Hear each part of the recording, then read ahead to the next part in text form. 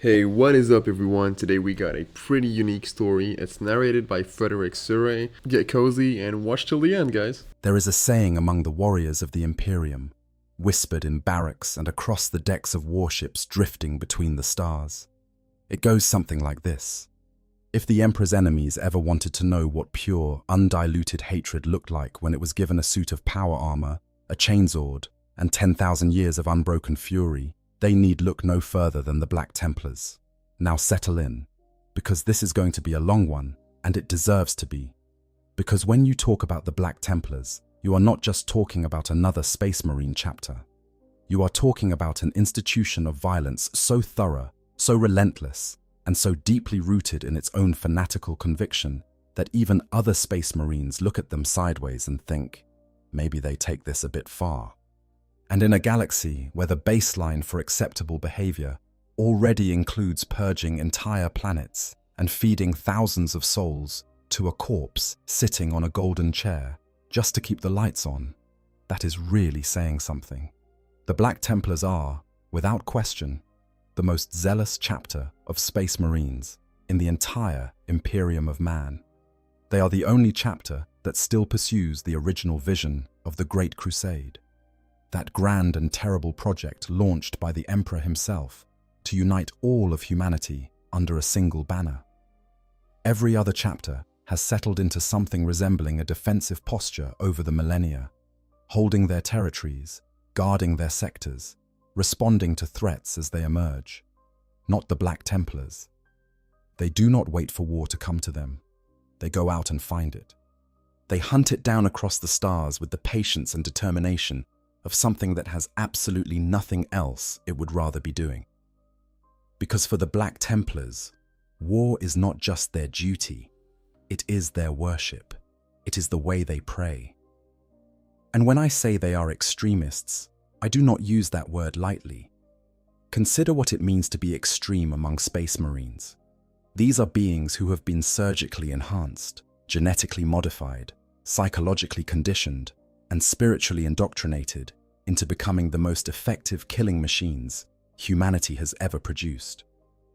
Every single Space Marine, regardless of chapter, is already an extremist by any reasonable civilian standard. They live for war.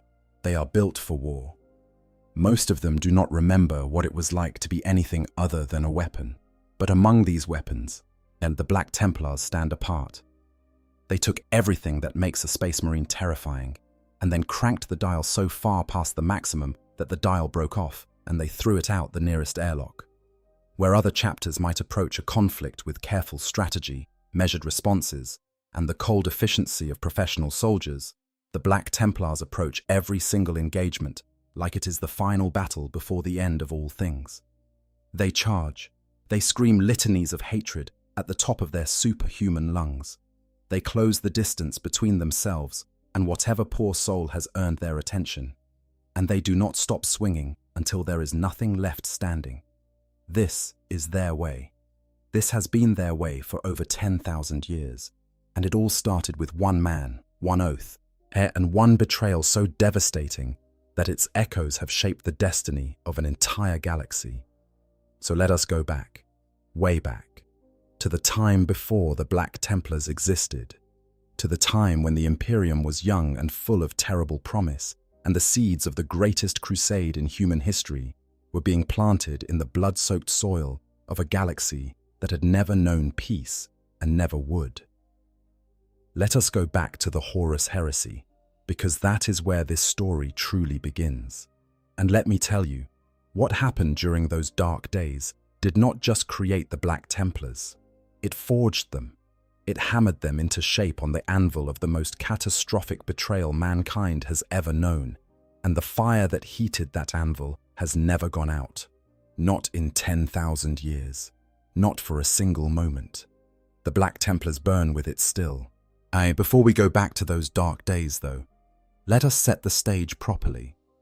Because the Warhammer 40,000 universe is a place of such scale, such scope, and such unrelenting brutality that even the broad strokes of its history require some context.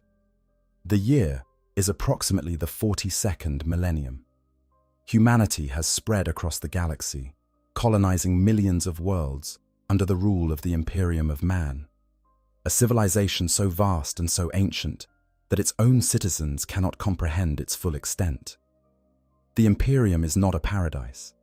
It is, in fact, one of the most oppressive and terrifying regimes imaginable. A theocratic military state built on superstition, fear, and the endless sacrifice of human lives to keep the machinery of civilization grinding forward through the darkness. And that darkness is not metaphorical. Well, the galaxy of Warhammer 40,000 is a place of genuine, active evil. The warp, that dimension of psychic energy that underlies physical reality, is home to entities of unimaginable malevolence, the Chaos Gods, beings of such power that their mere influence can corrupt entire civilizations and turn loyal servants of humanity into screaming, mutation-racked monsters. Alien species of every conceivable variety prey upon human worlds.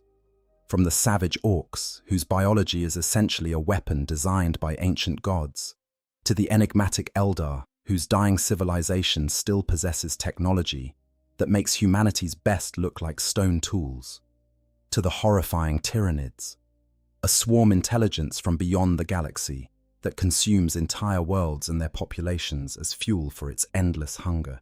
Against these threats stands the Adeptus Astartes, the Space Marines, the Emperor's finest warriors, created through a process of genetic modification and surgical enhancement that transforms ordinary humans into post-human killing machines.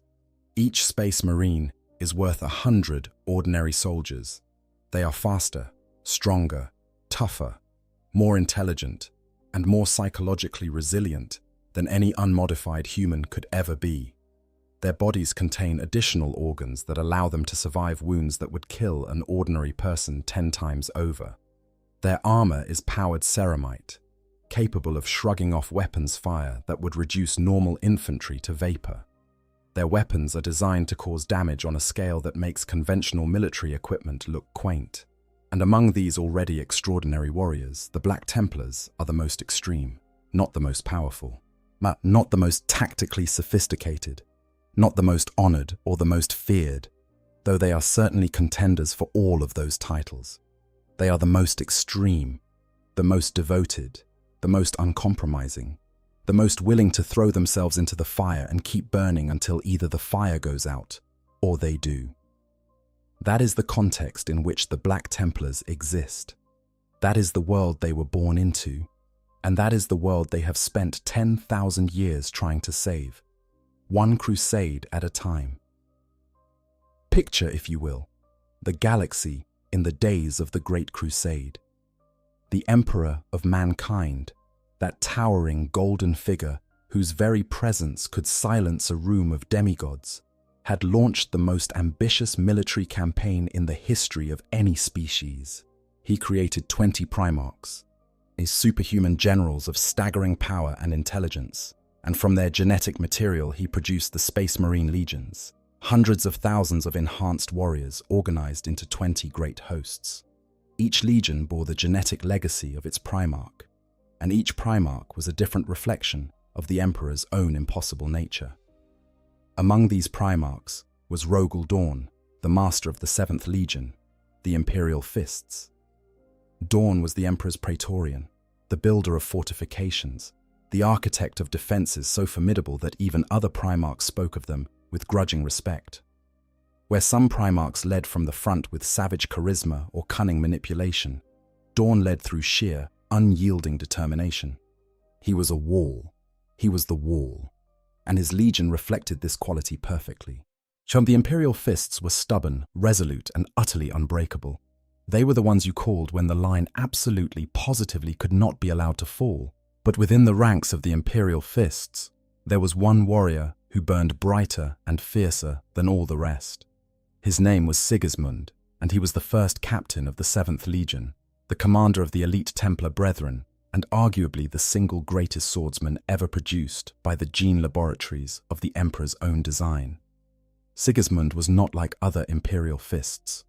Where Dawn was stoic and measured, Sigismund was intense and driven. where the imperial fists built walls and held them with grim patience. Sigismund wanted to go over those walls and kill whatever was on the other side. He was, by every account, a peerless warrior. During the Great Crusade, when the various legions would hold martial tournaments and dueling competitions, Sigismund fought against the best fighters from every legion. He never lost, not once. Across decades of competition, against warriors from the World Eaters, the Emperor's Children, the Lunar Wolves, and every other legion that fancied itself home to skilled duelists, Sigismund remained undefeated. The Blood Angel's Primarch, Sanguinius himself, once remarked upon watching Sigismund fight that the first captain seemed less like his brother Dawn's champion and more like death itself given human form. That was not hyperbole. That was an observation from a being who had seen more war than most civilizations would ever know. And even he was impressed. But it was during the Horus Heresy, during the darkest hours of the Imperium's young existence, that Sigismund's true nature would be revealed. And it was that revelation that would set the stage for everything the Black Templars would eventually become. The heresy came like a storm no one saw building until it was already upon them. Horus Lupercal, the War Master, the Emperor's most trusted son, turned traitor. He took half the legions with him into damnation, corrupted by the whispering promises of the Chaos Gods. The galaxy was torn apart. Brother fought brother across 1,000 worlds, and the very foundations of the Imperium shook with the violence of it. When the traitors finally reached Terra, when the siege of the Emperor's palace began in earnest, Rogel Dawn knew that his imperial fists would be the last line of defense.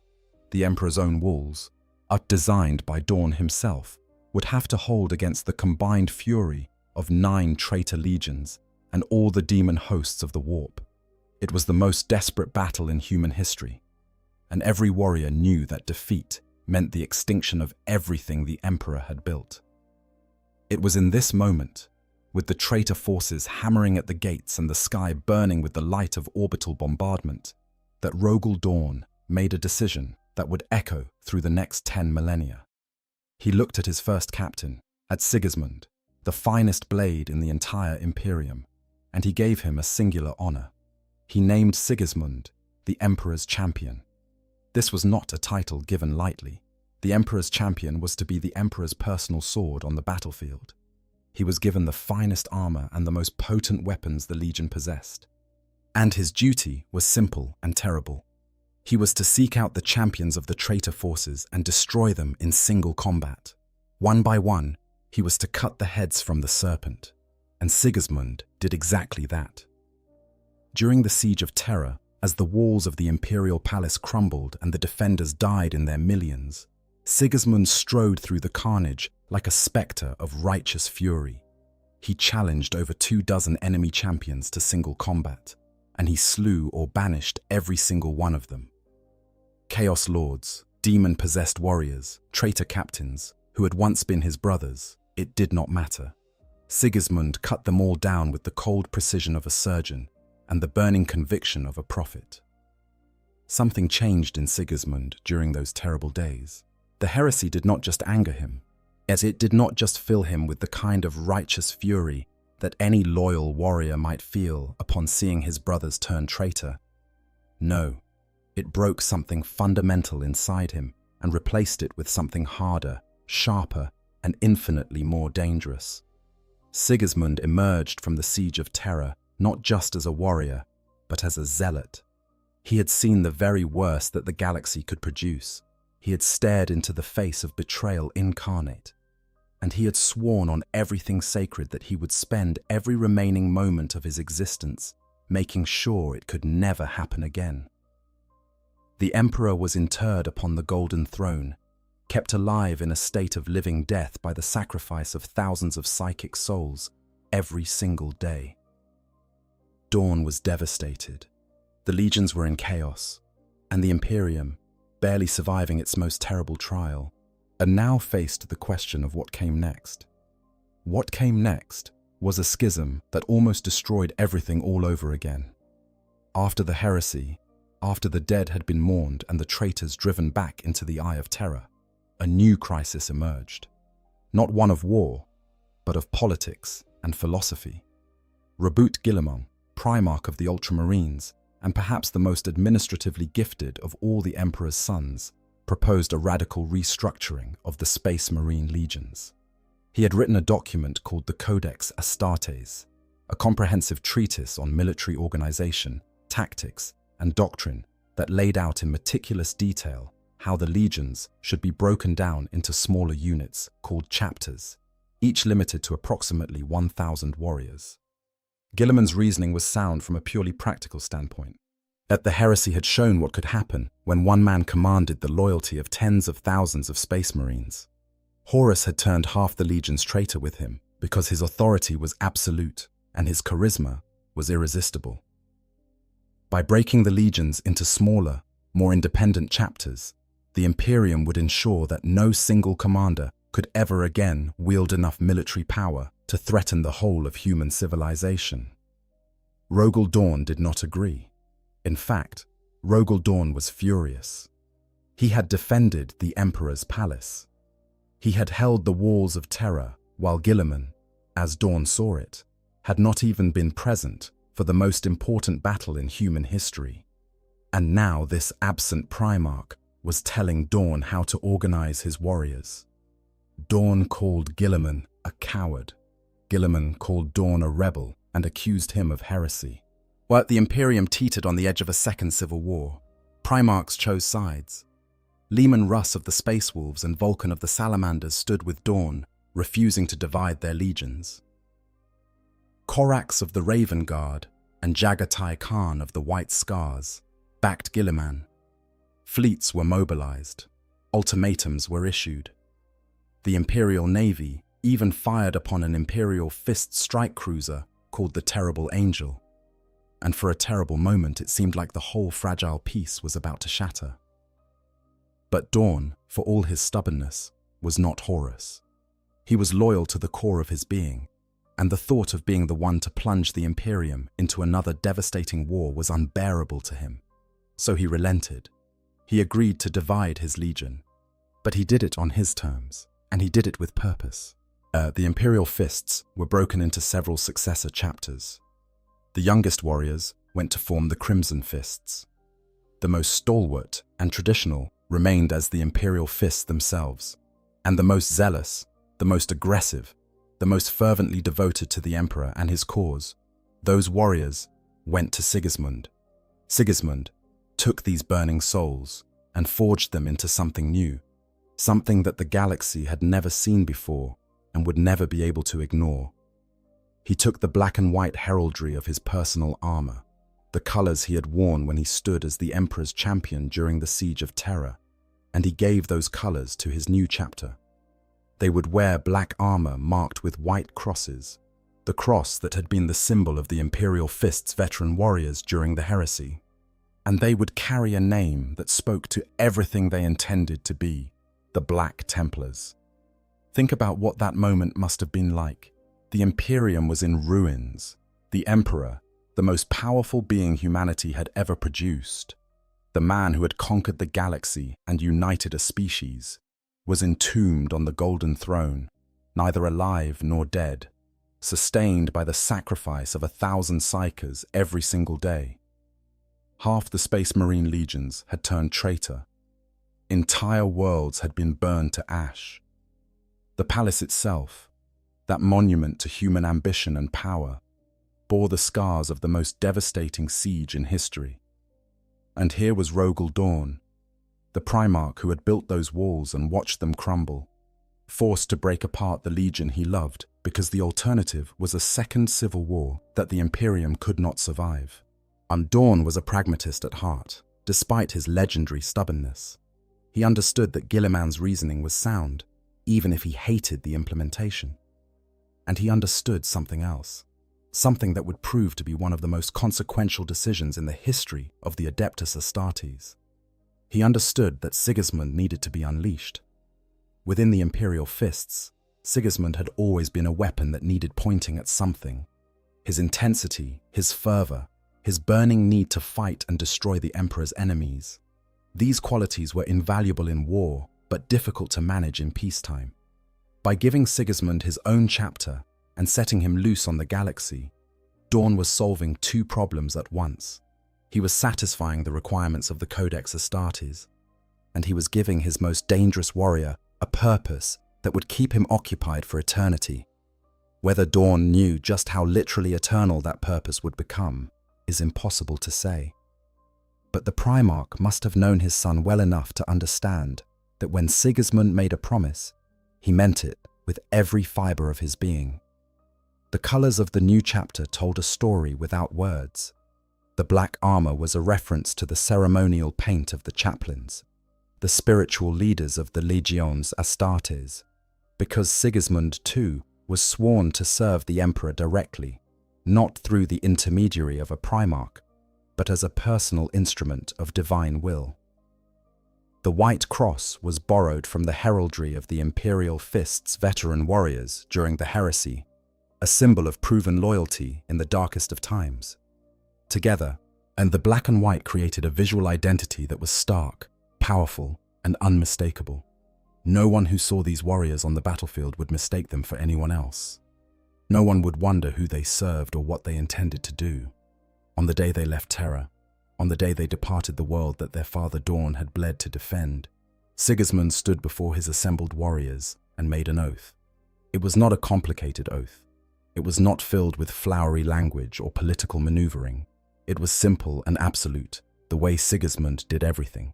He swore that the Black Templars would never rest in the prosecution of their duties against the enemies of the Emperor. Never. Not for a day. Not for an hour. Not for a single breath that passed through superhuman lungs. They would wage an eternal crusade, a war without end. A campaign that would not cease until every last enemy of the Emperor had been ground to dust beneath their armored boots. Every High Marshal who has followed Sigismund has renewed that oath. Every single one, across more than 10,000 years of unbroken warfare. It is the longest Space Marine crusade in the history of the Imperium. It has never paused. It has never wavered. It has burned its way across the galaxy like a wildfire that no force in creation has been able to extinguish. And that is the beating heart of what makes the Black Templars what they are. Other chapters serve, the Black Templars crusade. Other chapters defend, the Black Templars attack. Other chapters follow doctrine and protocol and the carefully measured strategies of the Codex Astartes. Yet the Black Templars took one look at the Codex and threw it out the nearest airlock, because as far as they are concerned, the only strategy that matters is this: find the enemy, close with the enemy, and destroy the enemy, preferably with a sword, preferably up close, preferably while screaming the Emperor's name loud enough to drown out the sound of chainswords tearing through alien flesh. That is the Black Templars. That is who they have been since the very beginning, and we have not even scratched the surface yet. Now, to understand the fire that burns at the center of the Black Templars, you have to understand the man who lit it. And Sigismund was not just the founder of a Space Marine chapter. He was a legend given flesh and ceramite, a warrior so formidable that even the Primarchs, those demigod sons of the Emperor, spoke of him with something approaching awe. Sigismund was born in the slums of Terra during the brutal era of the Unification Wars, long before the Emperor's Great Crusade even began. He was an orphan, surviving in the gutters with a crew of other children, stealing food and fighting for survival in a world that had not yet been united under Imperial rule. He was noticed early by the recruitment programs of the nascent Space Marine program, and his raw potential was so striking that he was selected for induction into the Imperial Fist's Legion. From the moment he entered the ranks of the 7th Legion, Sigismund was something different. His rate of advancement was extraordinary. He became one of the youngest warriors ever inducted into the Templar Brethren, the elite first company of the Imperial Fists, and a brotherhood of the Legion's finest swordsmen and most decorated veterans. His skill with a blade was not just impressive, it was otherworldly. During the Great Crusade, when the Imperial Fists fought alongside the World Eaters for an extended campaign, Sigismund regularly fought in the gladiatorial arenas that the World Eaters maintained aboard their vessels. These were not friendly sparring matches. The World Eaters were berserkers, warriors whose neural implants drove them into states of uncontrollable rage, and their arena fights were savage, brutal affairs. Sigismund fought in those arenas for roughly a decade of continuous campaigning. He never lost, not once, against warriors who had been surgically modified to feel no pain and fight with the savage abandon of cornered animals. Sigismund remained undefeated. His fighting style was not built on rage or berserker fury. It was built on discipline, precision, and an almost supernatural ability to read the flow of combat and respond with perfect timing. He was cold where his opponents were hot, calculated where they were reckless, and absolutely lethal where they were merely dangerous. His friend and frequent sparring partner was none other than Khan, the captain of the World Eaters, who would later become one of the most notorious servants of the Chaos god Khorne. Before the heresy twisted them both down different paths, Sigismund and Khan shared a mutual respect that was rare between warriors of different legions.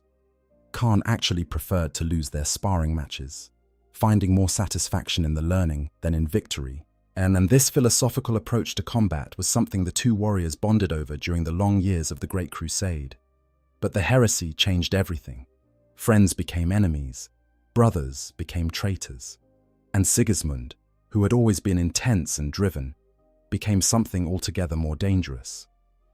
There is a detail about Sigismund's journey through the heresy that adds an important layer to understanding who he was and what he would become. Before the betrayal at Istvan, before the galaxy burned, Sigismund encountered a woman named Euphrati Keeler. Keeler had been a civilian journalist attached to the Sons of Horus fleet, but she had experienced something during the early days of the heresy that transformed her into one of the first people to openly worship the Emperor as a divine being. She was, in many ways, one of the first saints of the imperial cult that would eventually become the dominant religion of the Imperium.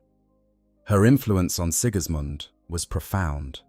Through Keeler and the growing faith movement she represented, Sigismund began to see the Emperor not merely as a brilliant leader and genetic father, but as something approaching the divine. This spiritual awakening did not soften Sigismund. It sharpened him. It gave his already formidable martial skill a burning sense of holy purpose that elevated him from being merely the best swordsman in the Imperium to being something that felt ordained by a higher power. After the heresy, after Dawn agreed to split his legion, after Sigismund took his oath and led the Black Templars into the stars on their eternal crusade, the first High Marshal had one singular obsession that drove him above all others. He wanted to find Ezekiel Abaddon. Abaddon had been the first captain of the Sons of Horus, the right hand of the War Master himself. During the Siege of Terra, Sigismund had hunted for Abaddon through the burning corridors of the Imperial Palace, seeking the traitor captain for a final reckoning. But every time Sigismund got close, lesser traitors threw themselves in his path, sacrificing their lives to keep Abaddon safe. Every one of them died at Sigismund's hands, but the delay was enough. Abaddon escaped, fleeing with the remnants of the traitor legions into the howling madness of the Eye of Terror. Sigismund never forgave this. He never stopped looking. For centuries after the founding of the Black Templars, while the rest of the Imperium was rebuilding and reorganizing, Sigismund kept watch over the Cadian Gate, the region of space nearest to the Eye of Terror. He insisted, loudly and repeatedly, that the traitors would return. The High Lords of Terror dismissed him. Imperial officials told him he was wasting his time, that the traitor legions were gone, that no one could survive in the Eye of Terror for centuries. Sigismund ignored them all. He knew. He knew with the certainty of a man who had looked into the face of evil and understood that evil does not simply go away because you want it to. Evil waits. Evil plans. Evil comes back. And Sigismund was proven right. In the year 781 of the 31st millennium, roughly 500 years after the heresy, the Eye of Terror opened, and Abaddon emerged at the head of a massive host of traitors and demons. It was the first Black Crusade, the first great incursion of chaos, forces back into imperial space since the heresy itself. And the Black Templars were waiting. Sigismund was over 1,000 years old by this point. A millennium of life, even for a space marine, takes its toll. Age had ravaged his body in ways that even his enhanced physiology could not fully compensate for. He was slower than he had been in his prime. His joints ached. His reflexes, while still superhuman by any mortal standard, had dulled ever so slightly from the razor perfection of his youth. But his hatred had not dimmed, not by a single degree. If anything, 1,000 years of waiting had concentrated his fury into something diamond-hard and infinitely dangerous.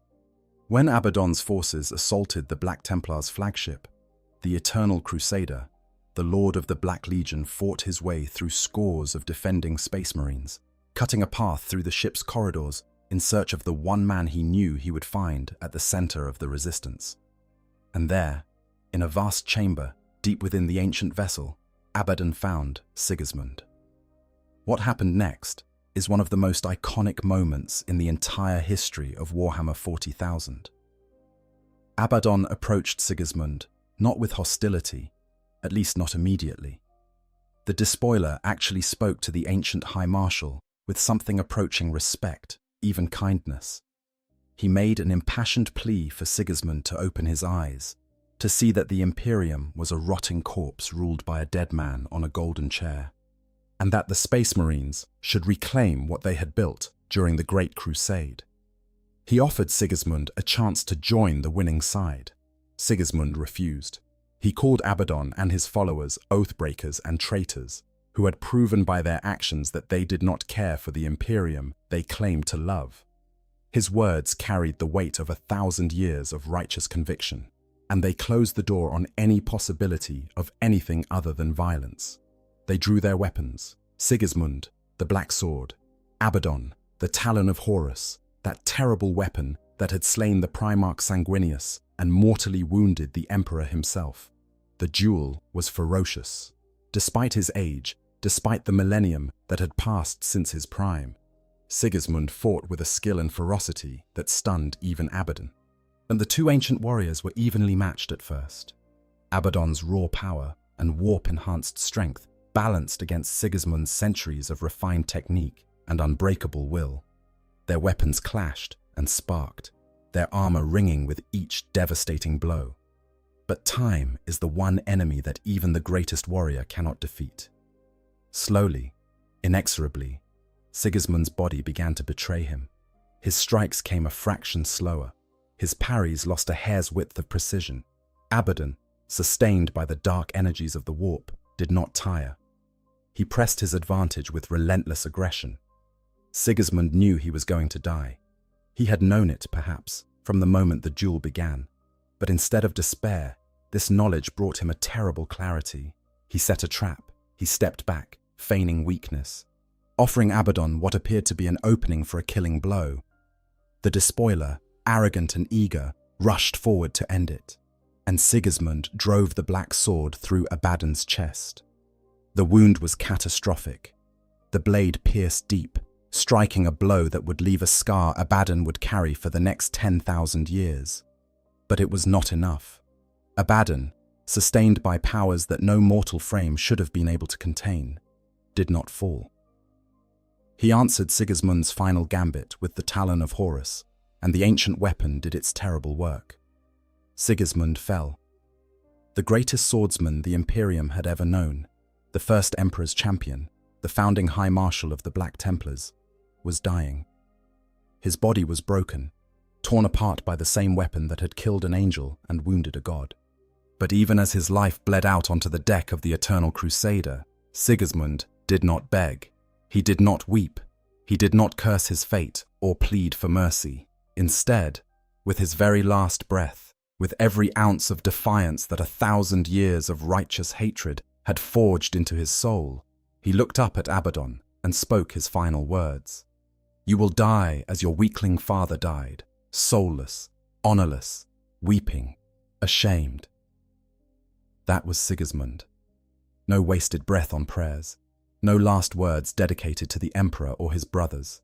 Just a curse, delivered with absolute conviction, telling the most powerful traitor in the galaxy exactly what he thought of him, right to his face, with his dying breath. In an uncharacteristic act of respect, Abaddon returned Sigismund's body to the Imperium aboard a captured vessel, along with the black sword itself. What carved into the blade was a declaration that would define the next 10,000 years of galactic conflict. We are returned. The message was clear. The long war had begun. Sigismund's death did not end the Black Templars' crusade. It made it eternal in a way that went beyond mere oaths and tradition. Sigismund became something greater in death than he had been in life.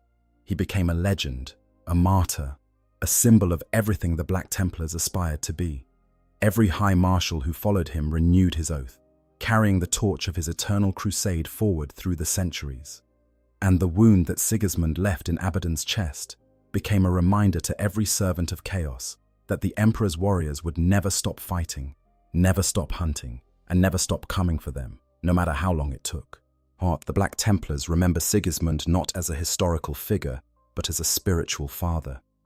His zeal, his uncompromising devotion, his willingness to fight until the very last breath.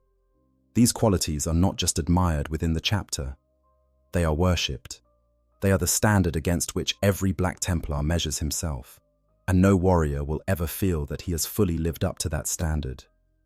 And to understand how deeply Sigismund's legacy shaped the chapter's history, you need to look at what happened in the centuries after his death. Because the Black Templars did not simply mourn their founder and carry on. They took his example and built it into the very foundation of their being, creating a culture of warfare and devotion that grew more intense, more focused, and more extreme with each passing generation. In the 32nd millennium, barely a few centuries after Sigismund's fall, the Imperium faced one of its greatest crises since the Horus heresy. The War of the Beast was a conflict of such devastating scale that it nearly destroyed the Imperium from without, where Horus had nearly destroyed it from within. A massive orc empire, led by a warlord of staggering power and intelligence, launched an invasion that reached all the way to Terra itself. The orcs of the Beast's armies were not the disorganized savages that most Imperial commanders were used to fighting. They were coordinated, technologically sophisticated, and utterly relentless. The Black Templars, under High Marshal Bohemond, committed their full strength to the defense of the Imperium.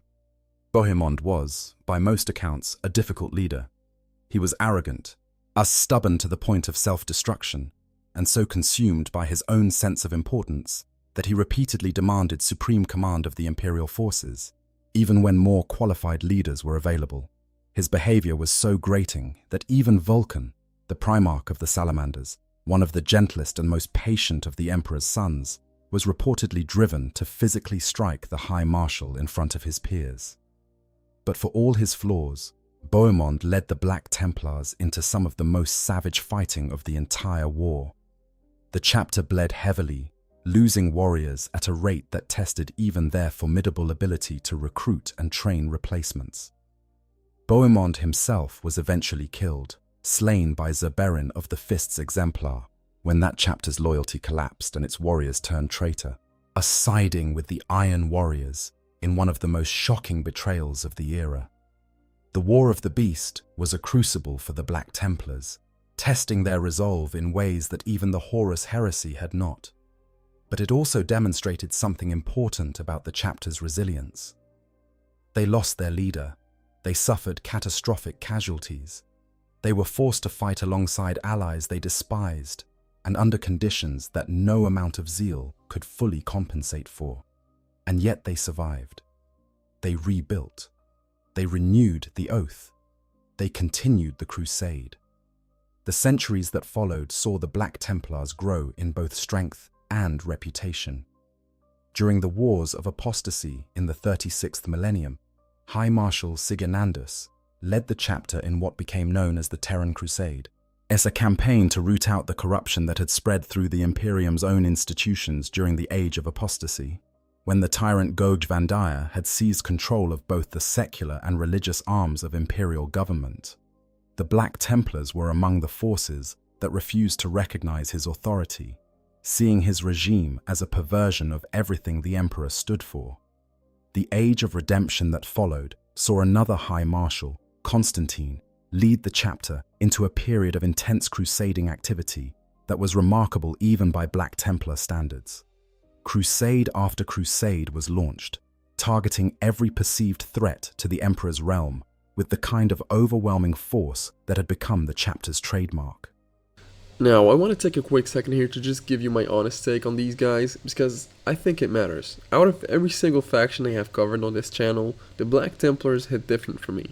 There's something about a chapter that looked at 10,000 years of grinding, thankless warfare and said, yeah, we'll keep going, we'll do it louder. And I genuinely respect that. They're not subtle, and that is exactly the point. In a setting where every faction has 17 layers of moral ambiguity and political scheming, the Black Templars are refreshingly honest about what they are. They're angry, they're faithful, and they're coming for you with a sword. And I think that simplicity is what draws so many people to them, myself included. But anyways, that's just my 2 cents. Let's go back to the video. Through all of this, the Black Templars maintained their unique position within the Imperium's military hierarchy. They were too zealous for most chapters to feel comfortable with, too independent for the High Lords to fully control, and too effective for anyone to seriously consider disbanding. They occupied a strange middle ground, respected for their prowess, but distrusted for their extremism, welcomed as allies but feared as neighbors. Their relationship with the Inquisition is particularly complex. The Inquisition, that shadowy organization tasked with protecting humanity from threats both external and internal, has long been suspicious of the Black Templars. The chapter's suspiciously large numbers, their refusal to adhere to the Codex Astartes, and their tendency to interpret the Emperor's will according to their own rigid theology rather than the official doctrine of the ecclesiarchy, have all earned them the watchful attention of various inquisitorial orders over the millennia. But the Inquisition has never moved against the Black Templars, and it probably never will. The chapter's devotion to the Emperor is too well established, their record of service too long and too distinguished, and their military capability too impressive for any rational inquisitor to consider provoking them into a confrontation. Besides, the Black Templars have a habit of agreeing with the Inquisition on most of the fundamental questions. Both organizations believe in the sanctity of the Emperor's will. Both are committed to the destruction of the alien, the heretic, and the mutant. Both view psychers with suspicion and the forces of chaos with undying hatred. The main point of disagreement is not what to do about these threats, but who gets to decide how to do it. The Black Templars answer only to the Emperor, and since the Emperor is not available for consultations, they answer in practice only to themselves. This independence has, on occasion, brought the Black Templars into direct conflict with other imperial institutions. There was a notable incident in which the Black Templars briefly came to blows with the Dark Angels, one of the most secretive and powerful Space Marine chapters, after the Templars refused to hand over a prisoner that the Dark Angels suspected to be the enigmatic figure known as Cypher. The incident was reported to the Adeptus Terra, and an Inquisitor was assigned to lead the inquiry, though the matter was eventually resolved without further escalation. It was a reminder, however, that the Black Templars' stubbornness could create friction even with other loyal chapters, and that their rigid interpretation of duty could sometimes put them at odds with the broader imperial war effort. Because Sigismund did not just found a chapter, he created a religion of war, and his followers have been preaching that religion with bolt and blade ever since. Now, with Sigismund's legacy established and the eternal oath burning bright in the hearts of every Black Templar, let us examine what this chapter actually looks like in practice. Because the Black Templars are not just different from other Space Marine chapters in terms of their attitude, they are fundamentally different in terms of their structure, their organization, and the way they operate across the vastness of the galaxy. Most Space Marine chapters follow the Codex Astartes, at least in broad strokes. They maintain a fortress monastery on a designated homeworld. They organize their 1,000 warriors into 10 companies, each with a specific role and specialization. They have a chapter master who directs operations from a central command structure, and they deploy their forces in response to threats that arise within their assigned region of space. The Black Templars threw all of that out the window on day one. They have no homeworld. They never have. Instead, they live aboard their ships, a vast and ever-expanding fleet of warships that carries them across the galaxy in an endless search for enemies to destroy. Their flagship, the Eternal Crusader, is a vessel of staggering proportions, a battle barge that has been expanded and refitted so many times over the millennia that it can now hold twice as many Space Marines as a standard vessel of its class. It is not just a ship. It is the spiritual home of the entire chapter, containing their most sacred relics, their holiest chapels, and their most revered reliquaries. On every world the Black Templars conquer or liberate, they establish a chapter keep, a fortress that serves both as a recruitment center for new warriors and as a staging post for future crusades. These keeps are scattered across the Imperium like the breadcrumbs of a galaxy-spanning pilgrimage, each one a testament to a world that felt the fury of the Black Templars and survived to be brought back into the Emperor's light. The chapter itself is organized not into companies but into crusades. Each crusade is an independent military force, led by a marshal who holds absolute authority over his warriors and their operations. The marshal answers only to the High Marshal, the chapter's supreme commander, who travels between crusades aboard the Eternal Crusader, monitoring progress, issuing new directives, and sometimes taking personal command of particularly important campaigns. Below the marshals are the castellans, officers who command the individual fighting companies within a crusade. These are the frontline leaders, the warriors who direct the flow of battle and ensure that the chapter's tactical objectives are met. Each castellan reports to his marshal, and each fighting company operates with a degree of autonomy that would be unthinkable in a more rigidly organized chapter. At any given time, there are usually at least 3 major crusades operating simultaneously across the galaxy, though this number can fluctuate dramatically depending on circumstances. During the treachery of Dalmark, an especially turbulent period in the chapter's history, there were 14 separate crusades operating in the Segmentum Solar alone. The size of each crusade varies enormously, from small forces of perhaps 50 to 100 warriors to massive campaigns involving several hundred Space Marines and their full fleet support. And here is where things get really interesting and really controversial. The Codex Astartes mandates that no chapter should exceed 1,000 battle brothers. This limit was put in place specifically to prevent any single chapter from accumulating enough military power to threaten the Imperium, as Horus had done with his legion. Most chapters adhere to this limit, at least officially. The Black Templars, however, have a somewhat more flexible interpretation. The true size of the Black Templars chapter is one of the most debated subjects in the lore, and for good reason. The Inquisition has long suspected that the Black Templars vastly exceed the 1,000 Marine limit, with some estimates placing their actual strength at somewhere between 5,000 and 6,000 warriors.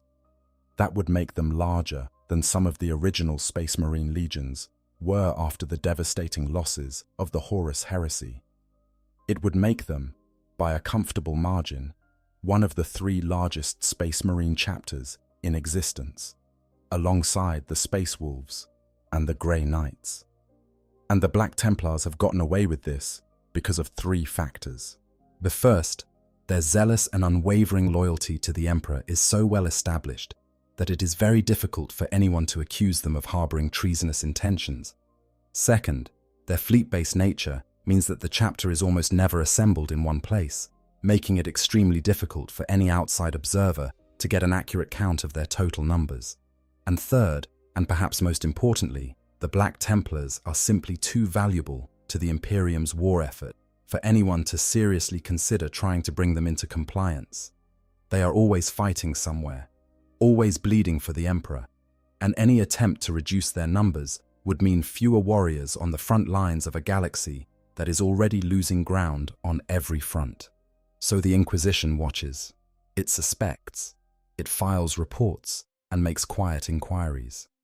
And the High Marshal, who is said to be the only person who knows the chapter's true strength, keeps that number locked away where no one else can find it. The chapter's chain of command reflects its crusading nature. At the very top sits the High Marshal, currently the legendary Helbrecht, who holds the same authority as a chapter master in any other chapter.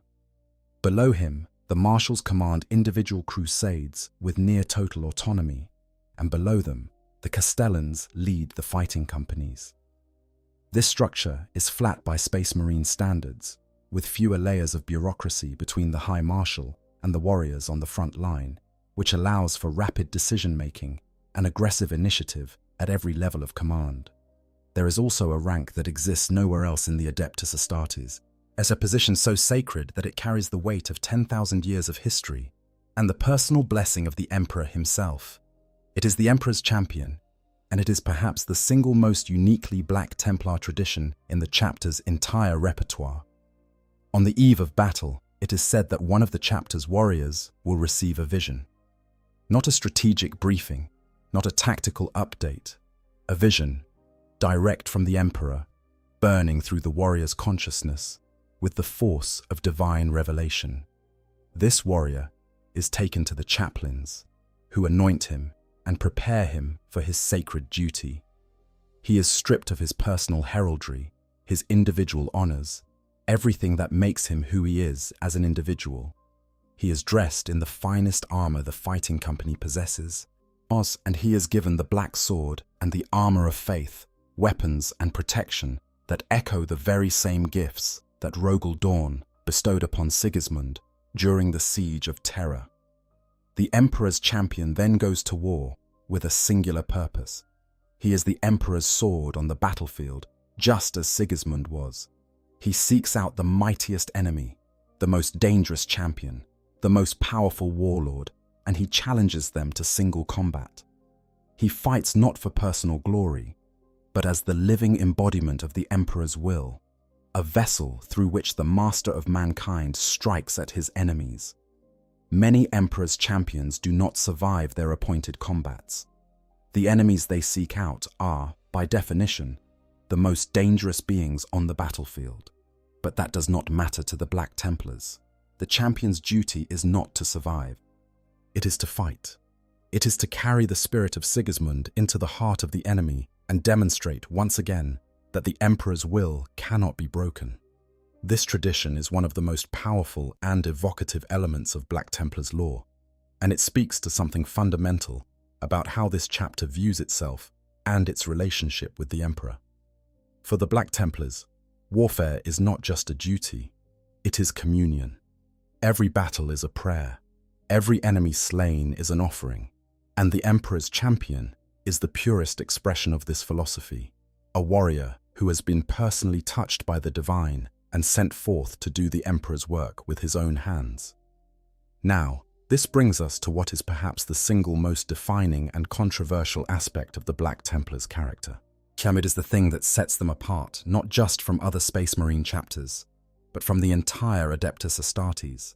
It is the thing that makes other Space Marines uncomfortable, that makes the Inquisition nervous, and that has earned the Black Templars a reputation as the most dangerous fanatics in the Emperor's service.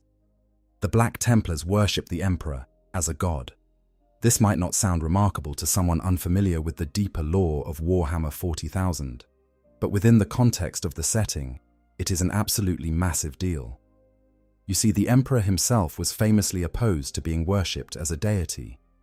During the Great Crusade, he explicitly and repeatedly stated that he was not a god, that there were no gods, and that the pursuit of religious belief was a dangerous delusion that humanity needed to leave behind. One of the central ironies of the Imperium is that after the Emperor was interred on the Golden Throne, the very religion he sought to suppress, the worship of him as the God Emperor of mankind, became the dominant faith of his entire civilization. Most Space Marine chapters, however, remember the Emperor's original wishes. They revere him as the greatest human who ever lived, as their genetic progenitor and spiritual ancestor, but they stop short of actual worship. The Emperor, to most Space Marines, is not a god. He is the ultimate example of what humanity can achieve, a figure to be honored and emulated, but not prayed to. The Black Templars disagree, profoundly. For the Black Templars, the Emperor is divine. Full stop. No caveats, no philosophical hedging, no careful distinctions between veneration and worship. He is the God Emperor, and his will is the only law that matters. The chaplains of the Black Templars do not merely minister to the spiritual needs of their warriors the way chaplains in other chapters do. They preach, they hold services, they lead their brothers in prayer and devotion with a fervor that more closely resembles the ecclesiarchy, the Imperium's official church, than anything found in the Adeptus Astartes. This devotion to the Emperor as a literal deity is what fuels everything the Black Templars do. Their crusade is not merely a military campaign. It is a holy war waged in the name of a living God against the forces of darkness. Their vows are not just tactical commitments. They are sacred oaths sworn before the God Emperor and witnessed by their brothers, binding their souls to the pursuit of his divine will. But their hatred of the enemy is not just professional disdain. It is righteous fury, the burning anger of the faithful against those who dare to defy the will of the divine. And their chaplains, the spiritual leaders of the chapter, are the ones who keep this fire burning. The chaplains of the Black Templars hold an elevated position within the chapter that goes beyond what their counterparts in other chapters enjoy. They are not just counselors and morale officers, they are priests, prophets, and judges, the keepers of the chapter's soul and the guardians of its faith.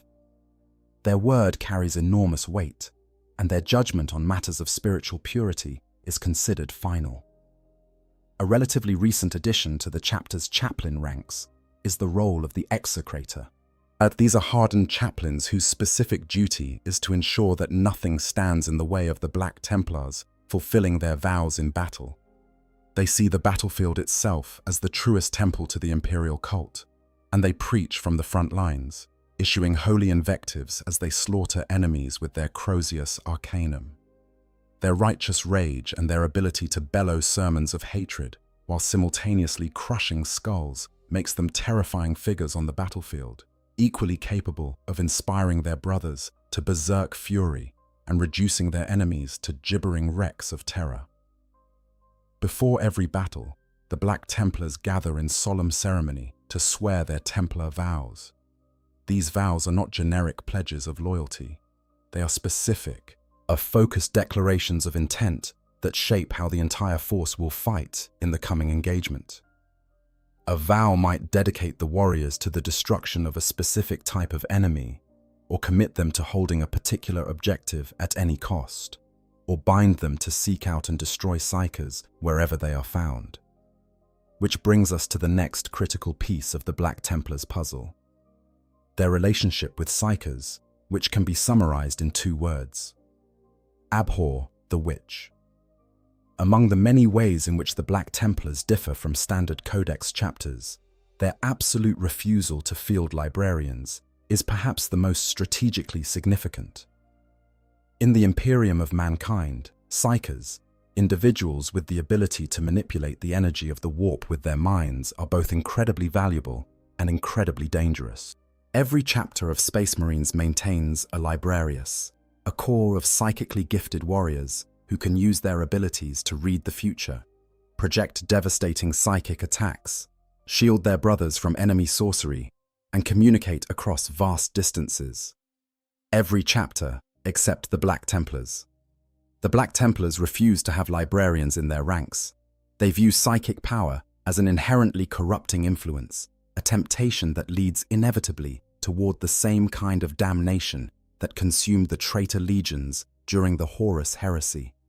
The warp is, after all, the domain of the Chaos Gods, and every psyker who draws upon its energy is, in the eyes of the Black Templars, playing with fire that could consume them, their brothers, and everything they have sworn to protect. This stance has its roots in the Council of Nicaea, and a gathering held during the Great Crusade, at which the Emperor himself weighed the question of whether Space Marines should be allowed to use psychic powers. The result of that council was the Edict of Nicaea, which banned the use of librarians within the Space Marine legions. The edict was later overturned, and most chapters eventually reinstated their librarius, but the Black Templars never did. They consider the original edict to be the Emperor's final word on the subject, and they follow it with the same unwavering devotion that they bring to everything else. Now, the Black Templars' relationship with Psykers is not quite as simple as blanket hatred, though it can certainly appear that way from the outside. They do tolerate Psykers in certain non-combat roles. The astropaths who enable long-range communication across the Imperium and the navigators who guide ships through the warp are accepted within Black Templar fleets, though they are viewed with a mixture of reverence and wariness. The Black Templars see these individuals not as witches, but as servants of the Emperor who have been blessed with the ability to commune directly with the divine. It is a fine theological distinction, but the Black Templars make it, and they enforce it with the same rigid certainty that characterizes all of their beliefs. Rogue Psykers, however, alien Psykers, and any Psyker who uses their powers in ways that the Black Templars consider unsanctioned or heretical, these individuals can expect no mercy whatsoever. The Black Templars have conducted entire crusades for the sole purpose of hunting down and exterminating populations of rogue Psykers. During one particularly notorious incident, they descended upon a hive world and systematically butchered every Psyker they could find, along with a significant number of civilians who got in the way. The incident at Crimson Plaza, where the Black Templars massacred both Psykers and the brave hivers who tried to protect them, is remembered as a grim reminder of what happens when Black Templar zeal is unleashed upon those they consider tainted. Interestingly, the chapter is not entirely certain why they no longer have any librarians. Because the librarius traditionally maintains the chapter's historical records, the Black Templars' understanding of their own past has degraded somewhat over the millennia. They know they do not have librarians. They know they do not want librarians. But the specific historical reasons for this have been partially lost, and the chapter has come to the philosophical conclusion that the absence of Psykers from their ranks is simply part of the Emperor's grand design. Should the Emperor see fit to bless them with librarians again, they would accept his will. But until that day comes, which it probably never will, the Black Templars will continue to rely on faith and steel rather than the fickle power of the warp. There is a theory whispered among those who study the more esoteric aspects of Space Marine genetics and warp interaction that the Black Templars' own hatred of Psykers may have had a tangible effect on their gene seed. In the Warhammer 40,000 universe, belief has power. The collective faith and conviction of millions of souls can shape reality, influence the warp, and produce effects that no rational science can explain. Rogel Dawn himself rejected chaos so thoroughly that basic demons were reportedly incapable of existing in his presence. It is not entirely impossible that the Black Templars' fervent hatred of psychic power has, over the millennia, caused their gene seed to suppress or eliminate psychic potential in their recruits. Whether this is true or not, the practical result is the same. The Black Templars fight without Psykers, and they fight very well. Their chaplains fill the role that librarians serve in other chapters, providing spiritual guidance and battlefield support through the power of faith rather than the power of the warp. Their litanies and prayers may not be able to hurl bolts of psychic lightning or erect shields of telekinetic force, but in the eyes of the Black Templars, they serve a higher purpose. They keep the warriors pure, they keep the faith strong, and they keep the chapter safe from the corrupting influence that has destroyed so many others. The practical implications of fighting without librarians are significant and should not be underestimated. In a galaxy where psychic warfare is increasingly common, where entire alien races rely on psychic abilities as their primary weapon, and where the forces of chaos routinely employ sorcerers capable of devastating entire formations with a single spell, the Black Templars' refusal to field any psychic countermeasures of their own would seem to be a critical vulnerability, and in many ways it is. Yet they cannot shield their forces from enemy psychic attacks the way other chapters can. They cannot gather intelligence through divination or telepathic reconnaissance. They cannot use psychic communion to coordinate their forces across the vast distances of the battlefield. But the Black Templars have found ways to compensate for this absence, and in doing so, they have actually turned what should be a weakness into something approaching a strength. Their chaplains provide a form of psychic resistance through sheer force of faith. The Templar vow, known as Abhor the Witch, Destroy the Witch, focuses the chapter's righteous hatred against psychers, granting them additional determination and precision when engaging psychic enemies. And the chapter's emphasis on close combat means that they often close the distance with enemy psychers before those psychers have time to bring their powers to bear, turning a ranged psychic advantage into a close-quarters melee where the Black Templars' superior martial skill and fanatical aggression give them the upper hand. There is also a psychological dimension to the Black Templars' anti-psyker stance that should not be overlooked. Enemy psychers who face the Black Templars know that they are fighting warriors who will not just try to kill them, but who consider their very existence to be an affront to the Emperor's will. The Black Templars do not capture psychers. They do not negotiate with psychers. They do not accept psyker surrenders. They exterminate them with extreme prejudice and righteous fury. And the knowledge that this is what awaits them can be a powerful psychological weapon against enemies who rely on their psychic gifted for leadership and morale. When Black Templars warriors are seconded to the Death Watch, the elite Xenos hunting force composed of warriors drawn from many different chapters, their relationship with librarians from other chapters is a source of constant tension. Those Black Templars selected for Death Watch service are carefully screened for their ability to work alongside warriors who might employ psychic powers. But even so, the fundamental cultural antipathy runs deep. A Black Templar serving in the Death Watch might refer to a librarian companion as Brother Witch, a title that is technically respectful while being thoroughly insulting. Yet he might keep one eye on the enemy and the other on the librarian at all times, ready to intervene at the first sign of possession or corruption. And if the worst should happen, if the librarian should show signs of being overwhelmed by the warp, the Black Templar would be the first to draw his sword and end the threat, and he would do it without hesitation or remorse. This dynamic has produced some fascinating moments of inter-chapter friction within the Death Watch, and it speaks to a broader truth about the Black Templars' place within the Adeptus Astartes. They are allies, but they are not comfortable allies. They fight alongside other chapters when duty demands it, but they never fully trust those who use the warp's power, no matter how carefully that power is wielded. In the eyes of the Black Templars, every psyker is one bad day away from becoming a gateway for demonic invasion, and the only sure way to prevent that catastrophe is to ensure that no psyker ever gets the opportunity to fail.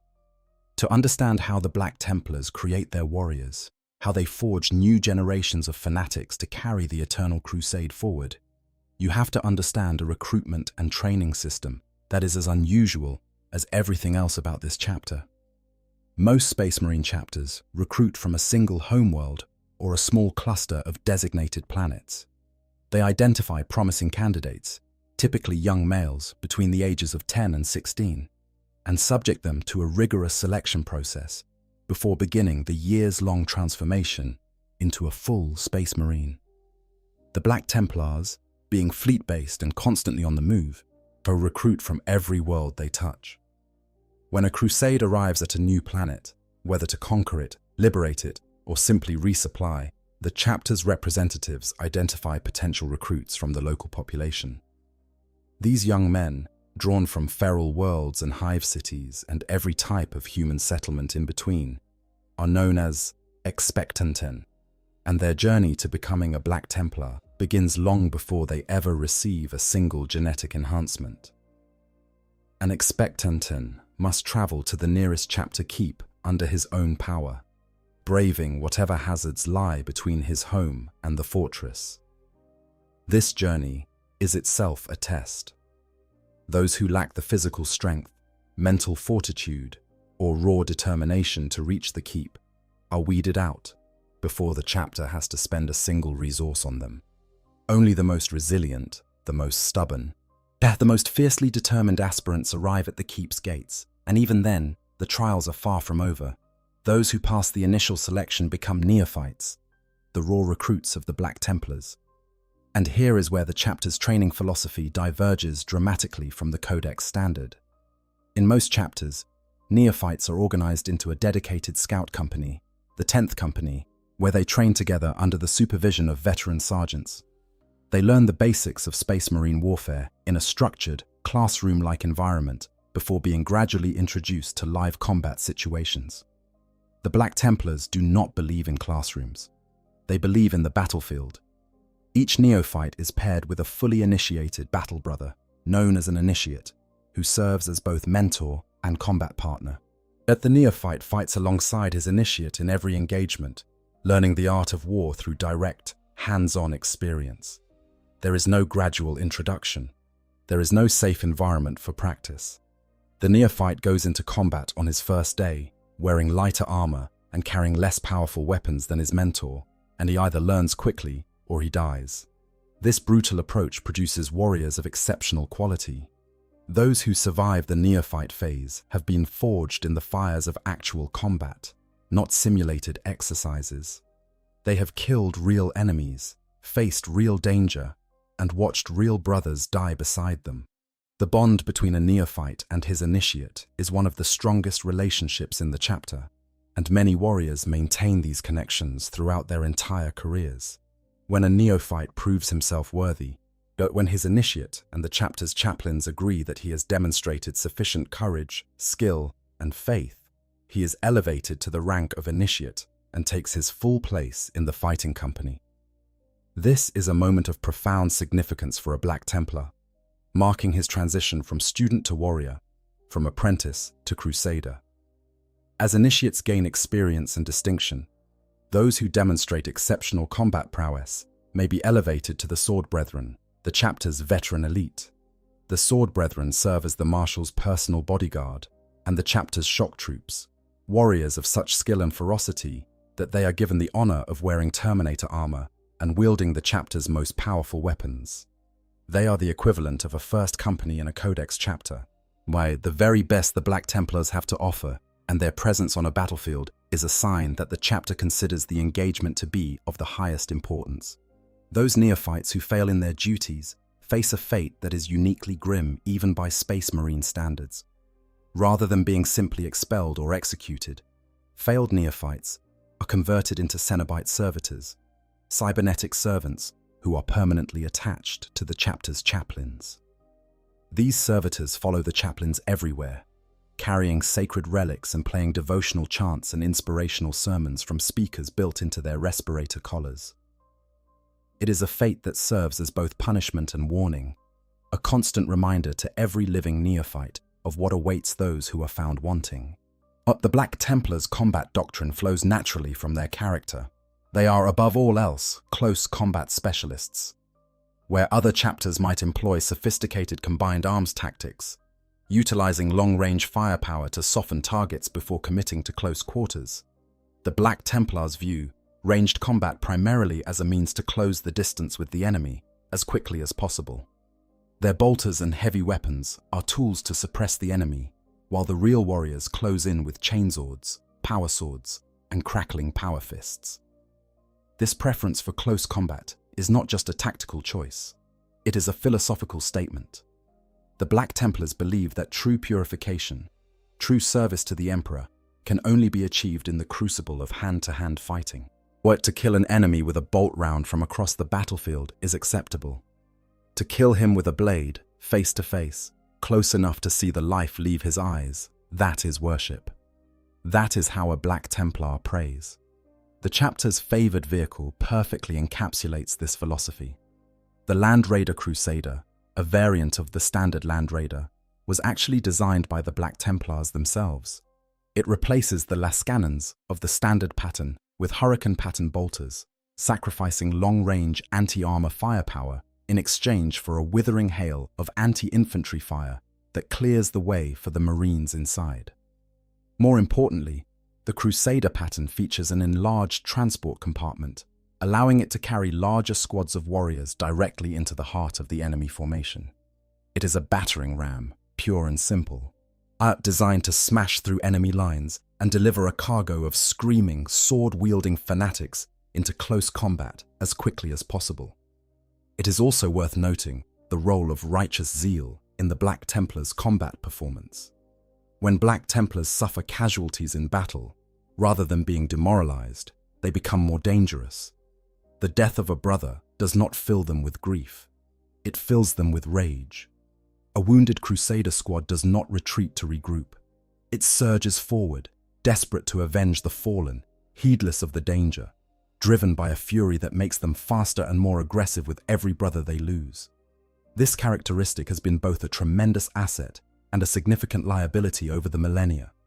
On the one hand, it means that Black Templars' forces are incredibly difficult to break. An enemy who thinks he has shattered a Black Templar's assault by killing a few warriors often finds, to his horror, that the survivors are now coming faster, hitting harder, and fighting with a reckless abandon that makes them nearly impossible to stop. On the other hand, this righteous fury can lead Black Templars into suicidally dangerous situations, charging headlong into overwhelming odds because the anger of losing a brother overwhelms any tactical consideration. But that is the Black Templars' way. They do not retreat. They do not hesitate. They charge forward, screaming the Emperor's name, and they do not stop until either the enemy is dead or they are. Now let us talk about the events that cemented the Black Templars' reputation in the modern era of the Imperium, and the events that took their 10,000-year legacy and brought it roaring into the present with the force of an orbital bombardment. Let us talk about the wars for Armageddon. Armageddon is one of the most important worlds in the entire Imperium, a massive hive world containing billions of human souls and producing enormous quantities of the war materials that keep the Imperium's armies fighting. It is also one of the most fought-over planets in the galaxy, having been the site of multiple devastating conflicts over the millennia. And it was during the Third War for Armageddon, in the year 998 of the 41st millennium, that the Black Templars would earn some of their most enduring legends. The Third War for Armageddon began when the Orc warlord, Gazgakul Mag Uruk Thraka, returned to the planet at the head of the largest greenskin invasion force since the War of the Beast. This was not a mere raiding party or a local incursion. This was a full-scale alien assault of almost inconceivable magnitude, with millions upon millions of orcs flooding into the system and descending upon the planet in a tide of green-skinned violence that threatened to overwhelm everything in its path. To understand the scale of what the Black Templars faced on Armageddon, you have to understand the orcs. These are not the mindless beasts that some imperial propaganda would have you believe. Orcs are a fungal species, capable of reproducing through spores that they shed constantly, meaning that an orc invasion is not just a military problem, and it is an ecological catastrophe. Every orc that dies leaves behind spores that will grow into new orcs. Every battlefield they touch becomes contaminated with the seeds of future green tides. And orcs live for war. They grow larger, stronger, and more dangerous the more they fight, with the biggest and most powerful orcs rising to positions of leadership through a combination of brute strength and savage cunning. Gazkul was the biggest and most dangerous orc the galaxy had seen in millennia. He had already attacked Armageddon once before, during the Second War, and had been driven back by the legendary Commissar Yarrick. But orcs do not learn from defeat the way humans do. They learn from the violence itself. To Gazkul, his first attack on Armageddon had not been a failure. It had been a good scrap, and now he wanted a better one. He got it. The surrounding star systems fell quickly to the orc advance, their defenses overwhelmed by the sheer mass of the invasion. Battle Fleet Armageddon tried to stem the tide in space, but the Greenskin fleet was simply too massive to halt. When the orcs hit the planet itself, they hit it like a hammer. Hundreds of asteroid-sized orc rocks slammed into the surface, each one a makeshift fortress packed with thousands of howling greenskins ready to fight. Hades Hive, the the site of Gazgkul's previous defeat, and the place where Yarrick had become a legend, was completely annihilated by an Orc asteroid launched from orbit in an act of vindictive destruction. Millions died in an instant. The Black Templars answered the call. High Marshal Helbrecht himself led the chapter's response. At assembling 3 full crusades at a chapter keep on the world of Fergax, before setting course for the Armageddon system. Upon arrival, Helbrecht was appointed to overall command of the assembled Adeptus Astartes fleet, a recognition of his exceptional skill as a naval commander. The High Marshal had more experience commanding large-scale void warfare than any other Space Marine officer present, and his appointment was made without objection from the commanders of the other chapters who had come to Armageddon's defense. Helbrecht directed the war in orbit with the cold precision and aggressive initiative that characterized everything the Black Templars did. He led multiple boarding actions against Orc space hulks, those massive conglomerations of fused ships and asteroids that the Greenskins used as mobile fortresses. Hess, working alongside Admiral Parol's Imperial Navy fleet, the Black Templars systematically crippled the Orc invasion's ability to reinforce its ground forces, whittling down the alien fleet and reducing the flow of fresh Greenskins to the surface of Armageddon. But it was on the ground that the Black Templars' most legendary contribution to the Third War would be made. And it was made by a single warrior whose name would become synonymous with courage, defiance, and the indomitable spirit of the Black Templars. His name was Merrick Grimaldus, and by the time the Third War for Armageddon began, he had just recently been elevated to the rank of Reclusiarch, the chapter's senior chaplain. His mentor, Reclusiarch Mordred, had fallen in battle against the forces of chaos, and Grimaldus carried the weight of succeeding a legend on his shoulders. When High Marshal Helbrecht assigned Grimaldus to command one of the 3 Black Templar crusades deployed to the surface of Armageddon, the Reclusiarch was given a seemingly straightforward mission. He was to lead 100 battle brothers in the defense of Hive Hellsreach, one of Armageddon's largest industrial centers and a critical strategic asset. Grimaldus was not pleased with the assignment. He viewed it as an ignoble duty, a glorified garrison posting that was beneath a warrior of his stature. He was sure he would die on Armageddon, and he did not want to die defending a hive city. He wanted to die in a crusade, charging the enemy with a sword in his hand and a prayer on his lips. But orders were orders, and a Black Templar does not question the will of his High Marshal. Grimaldus gathered his warriors and marched to Hellsreach. Accompanied by regiments of the Armageddon Steel Legion, 19 Titans of the Legio Invigilata, Battle Sisters of the Order of the Argent Shroud, and the civilian militias of the Hive itself. What followed was one of the most brutal and sustained siege battles in Imperial history. The Orc forces that descended upon Hellsreach were staggering in their numbers, a seemingly endless tide of savage aliens pouring out of the Deadlands to the south, having used submersible craft to bypass the Hive's outer defenses. The fighting was savage from the very first day, with the defenders forced to contest every street, every building, every meter of ground against an enemy that neither knew fear nor understood the concept of retreat. Over the months that followed, Grimaldus transformed from a reluctant garrison commander into something far greater. Yet he became the heart and soul of the defense, the rallying point around which the entire city's resistance crystallized. His sermons from the front lines inspired not just his fellow Space Marines, but the mortal soldiers and civilians fighting alongside them. His courage in the face of overwhelming odds became a beacon of hope in the darkness, proof that even when everything seemed lost, the Emperor's warriors would not abandon them. As the siege ground on and the casualties mounted, the defense was pushed back further and further until the last remnants of the defenders gathered at the Temple of the Emperor Ascendant, a vast basilica dedicated to the imperial cult that had stood since the earliest days of Armageddon's colonization. It was here, surrounded by the sacred relics of 10,000 years of faith, that Grimaldus made his stand. The Imperial Guard units fled, the civilian militias broke and scattered, but the Black Templars refused to yield. Grimaldus and his remaining brothers formed a wall of ceramite and fury in the heart of the temple, and as the orcs swarmed over the barricades and through the shattered windows, the reclusiarch bellowed the words that would become his immortal epitaph. "I have dug my grave in this place, and I will either triumph or I will die." The battle in the temple of the Emperor Ascendant was a hellish close-quarters struggle, the kind of fight that the Black Templars lived for, and that the orcs, who loved nothing more than a good scrap, were equally eager to join. Bolt rounds and crude bullets tore through sacred architecture. Chainswords clashed against crude cleavers. The air itself seemed to burn with the intensity of the violence, and the foundations of the ancient temple groaned under the weight of the destruction being wrought within its walls. And then the temple collapsed.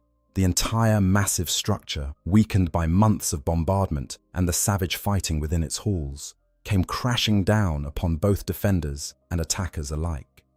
Everyone, every Black Templar, every orc, every mortal soldier who had stood beside them was buried under millions of tons of rubble. All were thought lost. The reports filed by the Imperial command structure listed the defenders of the Temple of the Emperor Ascendant as killed in action, every single one of them. The temple was written off as a grave, a monument to courage that would eventually be reclaimed and rebuilt when the war was over. And then, a full day later, Grimaldus crawled out of the rubble. He was bloody, yet he was battered. He was wounded so severely that the apothecaries who later treated him said it was a miracle that he was still alive, let alone able to move. But he was not empty-handed. Clutched in his broken arms, carried with a strength that should not have been possible given the state of his body, were 3 of the temple's most sacred relics: a column from its major altar, the banner of the Emperor Victorious, and holy water from the stoop of elucidation. Grimaldus had survived the collapse that killed everyone else around him. He had dug himself out of the ruins with his own hands, and he had done it while carrying the relics that he had sworn to protect, because a Black Templar does not break his oaths. Not for anything. Not for the weight of a collapsing building. Not for injuries that should have killed him 10 times over. Not for the simple, rational understanding that what he was doing was physically impossible. The citizens of Hive Hellsreach gave him the title Hero of Hellsreach, the greatest honor they could bestow. They bowed as he passed through their streets, this battered, bloody space marine who had proven that faith and will could triumph over anything the universe threw at them. It was a title that Grimaldus accepted with the quiet gravity of a warrior who understood that he had not survived because he was special. He had survived because the Emperor willed it. Grimaldus would go on to become one of the most celebrated living heroes in the entire Imperium, a figure of legend whose name is spoken with reverence not just within the Black Templars, but across the entire Adeptus Astartes.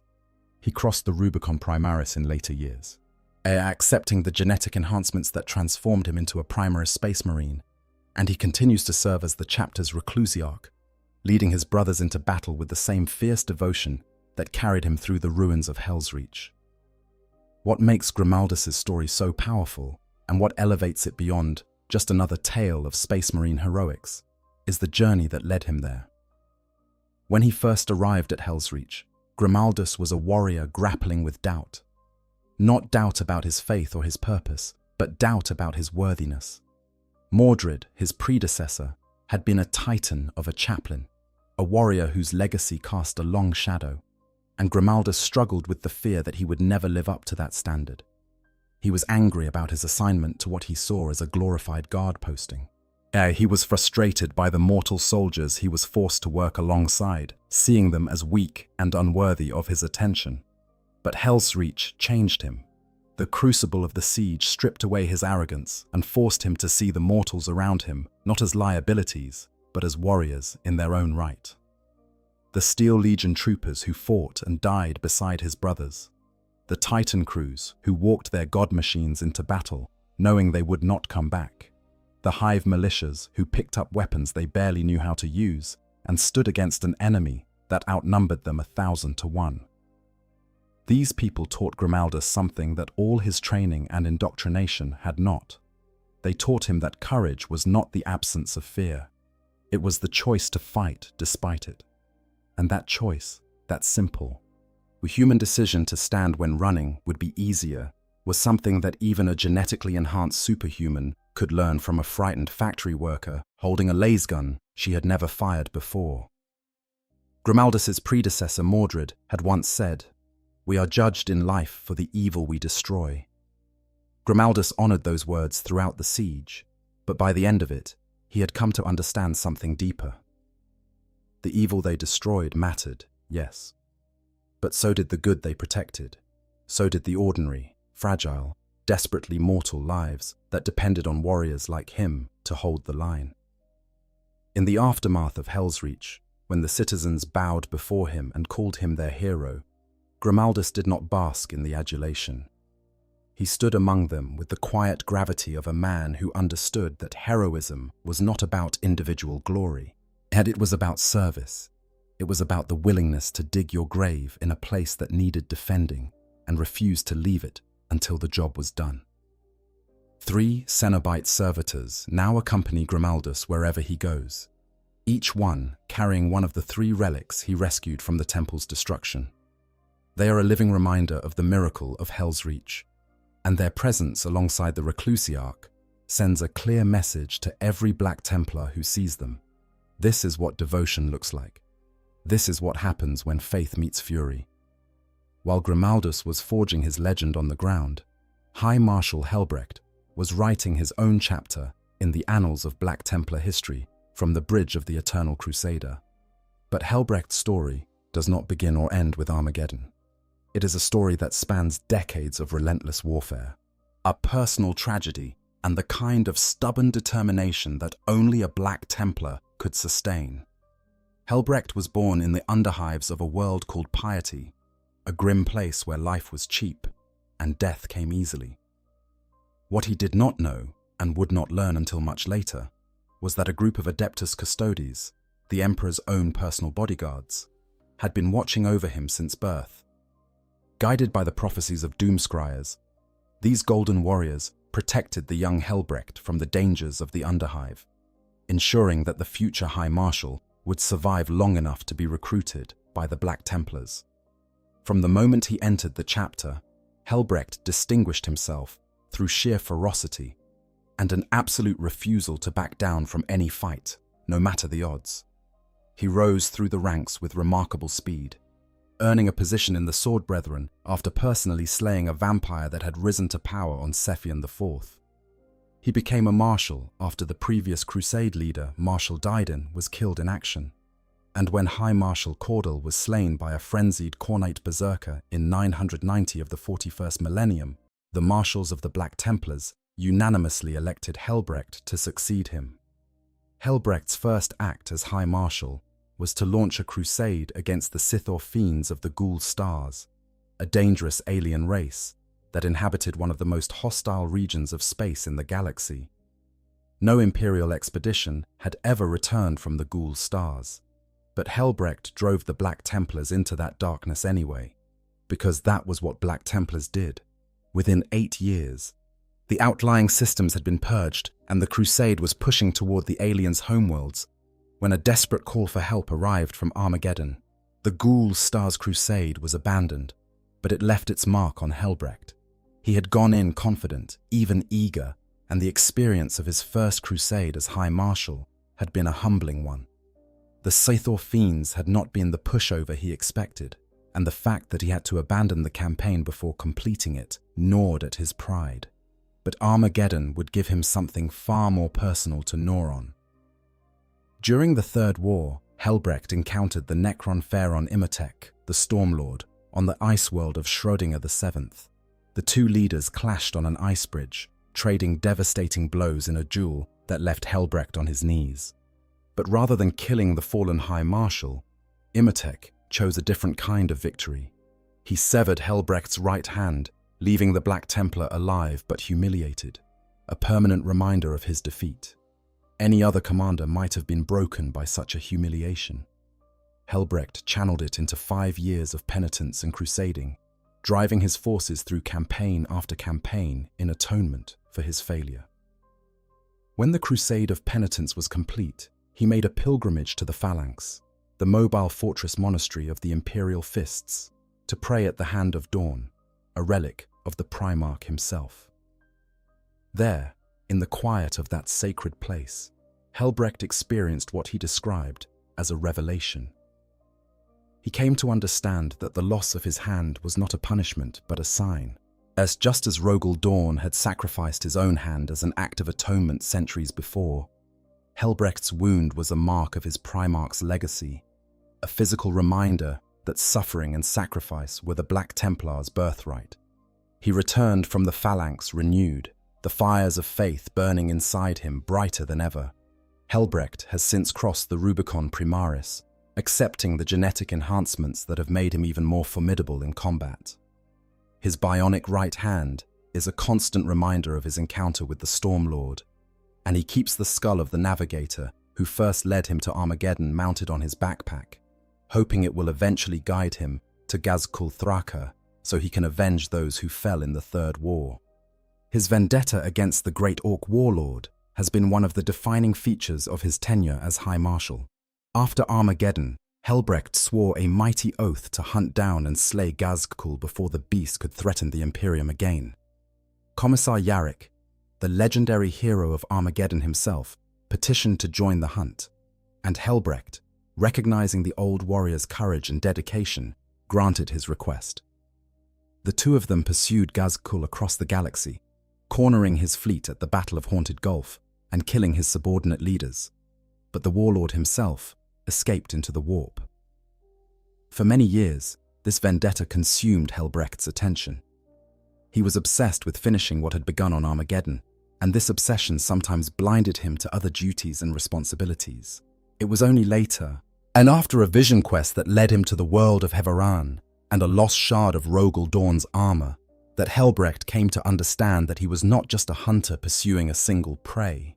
He was an instrument of the Emperor's will, to be directed wherever the God Emperor needed him most. This realization marked a turning point in Helbrecht's leadership, broadening his perspective from the narrow pursuit of vengeance to the wider responsibility of leading the Black Templars in their eternal crusade. Of course, the galaxy has a way of throwing new challenges at even the most experienced leaders, and the opening of the Great Rift was a challenge that made everything that had come before look like a minor skirmish in comparison. When the Great Rift tore across the galaxy, splitting the Imperium in two, the Black Templars found themselves scattered. Their crusade fleets, spread across countless sectors of space, were caught in the psychic storm that accompanied the rift's opening. The period known as the Noctis Aeterna, the Blackness, was a time of absolute darkness in which the Astronomicon, the psychic beacon that allowed ships to navigate through the warp, was extinguished. Entire crusades vanished. Communication between fleets became impossible. For a time, the chapter's very survival was in question. But the Black Templars were not the kind of warriors who waited for the storm to pass. While the rest of the Imperium huddled in its fortresses and prayed for deliverance, the Black Templars reacted in the only way they knew how. They attacked. Those crusades that survived the Noctis Aeterna did not use the reactivation of the Astronomicon as an opportunity to rest and regroup. Instead, they launched vicious purges against the new wave of mutation and heresy that had erupted in the wake of the Rift's opening. New chapter keeps were raised. New crusades were declared. The eternal war continued, as it always had, and always would. And then, Rabuta Guilliman returned.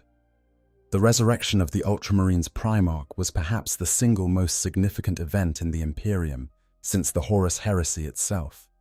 For 10,000 years, the Primarchs had been absent, dead or lost, or sleeping in places beyond mortal reach. Now one of them was back, and he was not happy about the state of things. Guilliman launched the Indomitus Crusade, a massive military campaign to reunite the shattered Imperium and drive back the forces of chaos that were exploiting the Great Rift. As part of this effort, he sent torchbearer fleets throughout the galaxy, each one carrying a priceless cargo of Primaris space marines, new warriors created using advanced genetic technology that had been developed in secret over the course of 10 millennia. The Primaris represented a significant upgrade over traditional space marines. They were bigger, stronger, tougher, and equipped with new weapons and armor that gave them a meaningful edge on the battlefield. But they were also unknown, untested, and the product of technology that many traditional space marines viewed with deep suspicion. When Guilliman's torchbearer fleets finally located the Black Templars, there was genuine concern about how the chapter would react. The Black Templars were, after all, the most fanatically devoted chapter in the Imperium.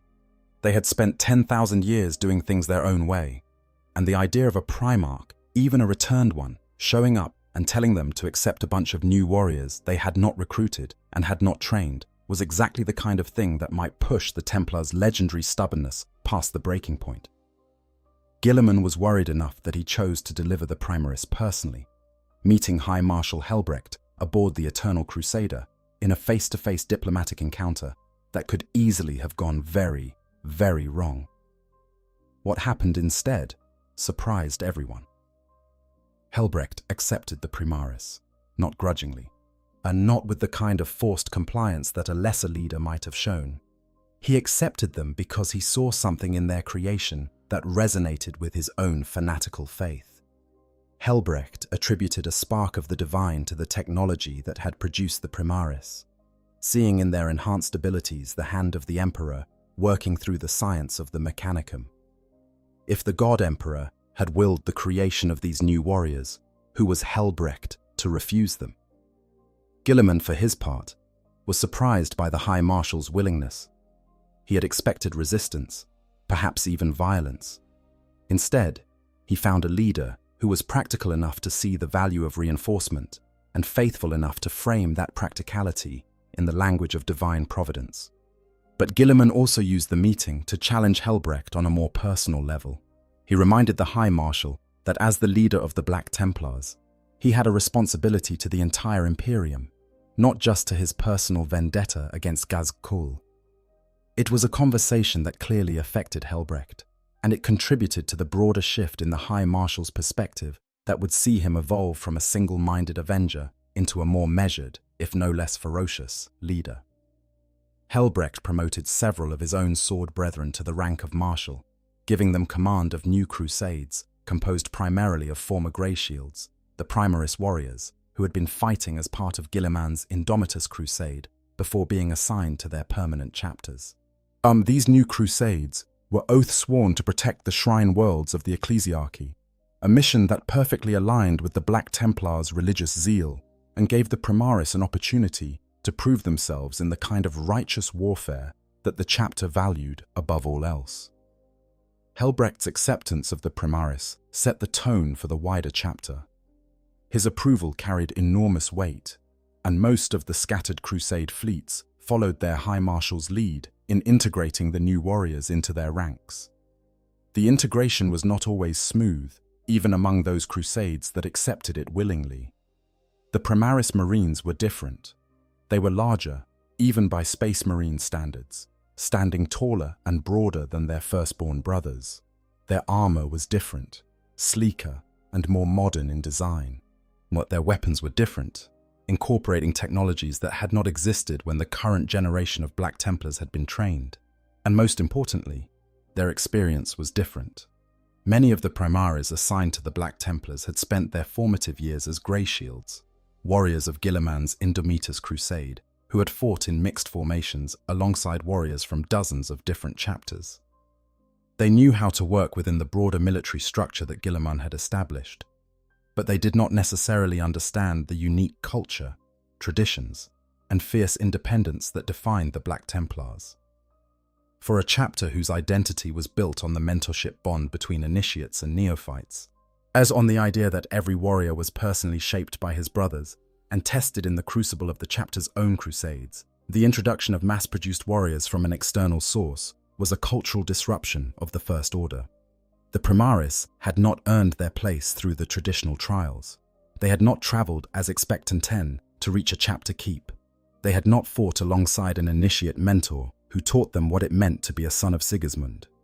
They had simply appeared, handed over by a Primarch many Black Templars had never met, and told to integrate. That said, the Black Templars are nothing if not adaptable in their own violent way. The primaries who joined the chapter were quickly subjected to the same rigorous spiritual conditioning that all Black Templars underwent. But the chaplains ensured that the new warriors understood the chapter's vows, its traditions, and its absolute commitment to the Emperor's will. Those primaries who embraced the Black Templars' culture, who showed the requisite zeal and devotion, were accepted. Those who did not were corrected. There is an interesting detail in the lore that suggests Black Templars have proven especially resilient when crossing the Rubicon Primaris, the dangerous surgical process that transforms a traditional Space Marine into a Primaris. Whether this is due to the quality of their gene seed, the purity of their devotion, or simply the stubborn refusal of Black Templars to die from anything as mundane as a medical procedure, the result is the same.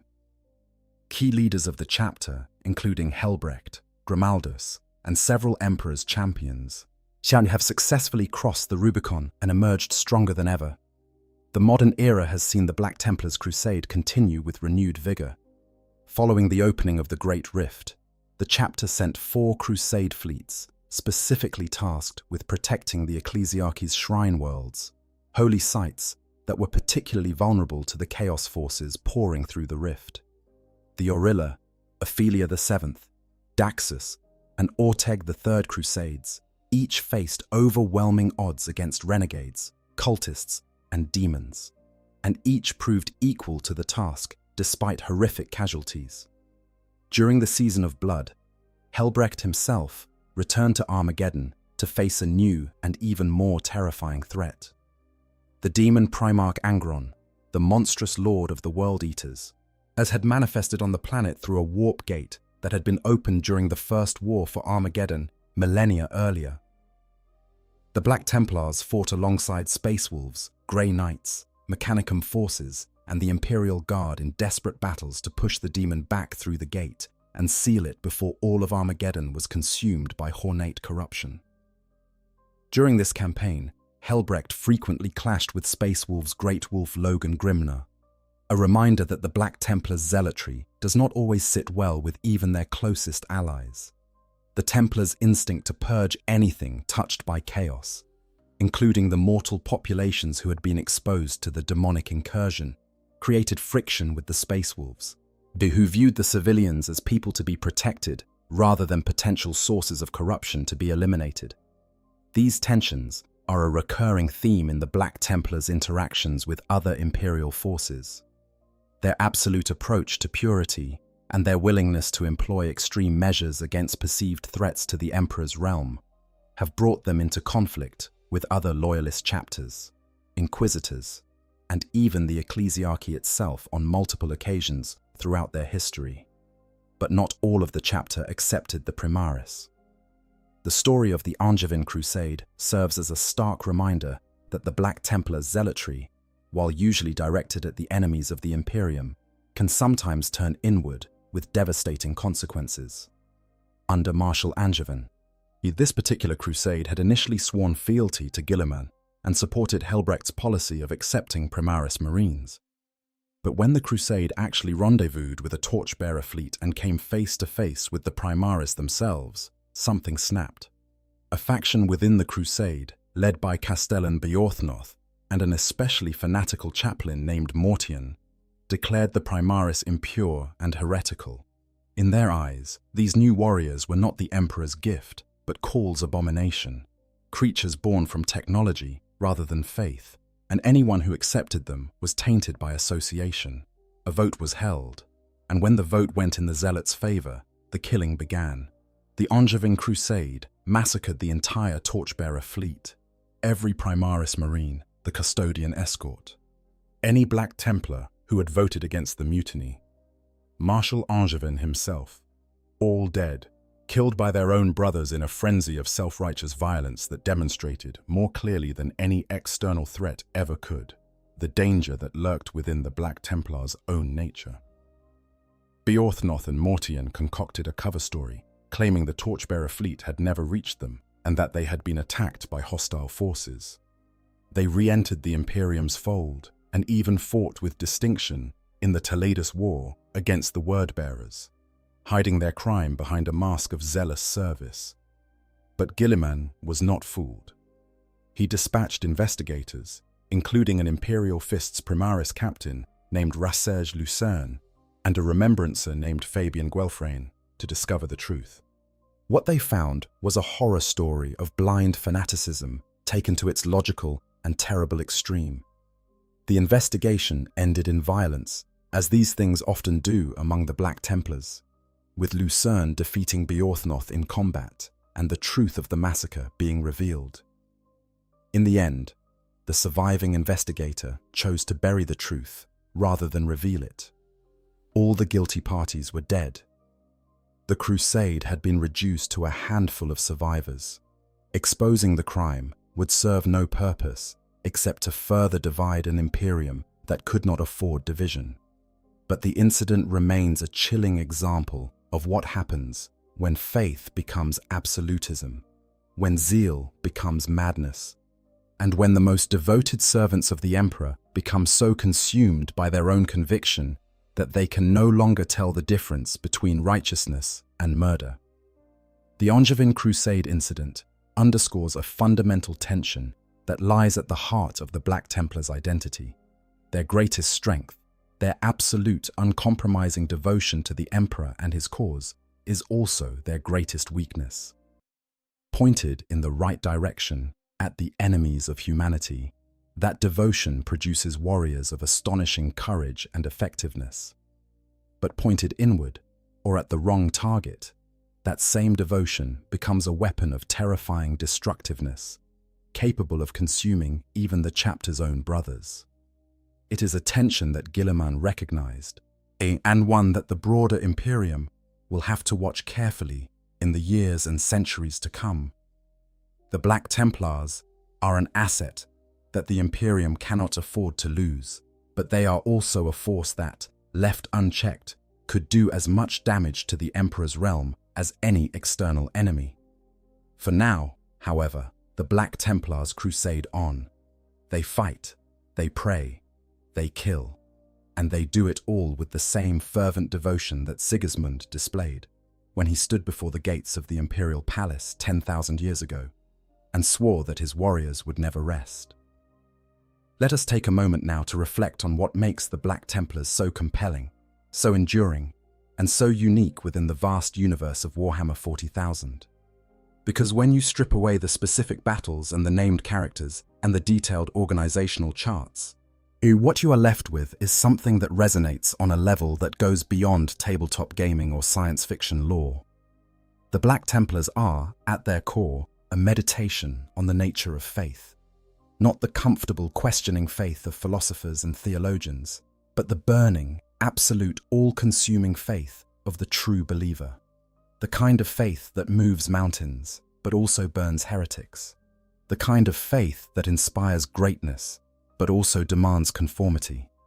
The kind of faith that makes its adherents capable of extraordinary courage and extraordinary cruelty, sometimes in the same breath. In the grimdark future of Warhammer 40,000, where the laughter of dark gods echoes through the spaces between the stars, and every day brings new horrors that would shatter the sanity of lesser beings, us the Black Templars have found something that most of the galaxy has lost. They have found certainty. In a universe of doubt, they believe. In a universe of compromise, they refuse to bend. In a universe where even the most powerful beings struggle with questions of meaning and purpose, the Black Templars have a purpose so clear and so absolute that it has sustained them for 10,000 years without a single moment of wavering. That certainty is their armor, more impenetrable than ceramite, more unyielding than adamantium. It is the thing that allows them to charge into overwhelming odds without hesitation, to face the most terrible enemies in the galaxy without fear, and to endure losses that would break any other military force in existence. And there are so many stories that illustrate this point. Stories of crusades that other chapters would never have attempted, campaigns that defied logic and reason and succeeded anyway because the Black Templars simply refused to accept any outcome other than victory. Consider the Benedictine War, one of the chapter's most grueling campaigns.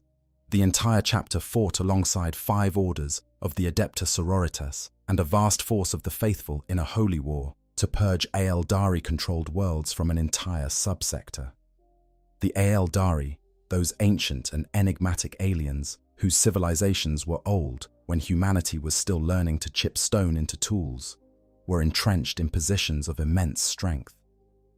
The casualties inflicted on the Imperial forces were catastrophic. 2 successive High Marshals of the Black Templars were killed in the fighting. 2. But the supreme commanders of the entire chapter, dead on the same battlefield. When the Ecclesiarchy, the Imperium's official church and the spiritual authority that had called for the Benedictine War in the first place, decided that the Emperor's will had been done and declared the crusade over, withdrawing its support and its forces, the Black Templars refused to stop. The church itself told them the war was finished. The institution that represented the Emperor's divine authority on the temporal plane said that enough blood had been shed. Any other military force in the Imperium would have obeyed. The Black Templars fought on alone. They continued the campaign without support, without reinforcement, without anyone else in the galaxy telling them they were right to continue. And they succeeded.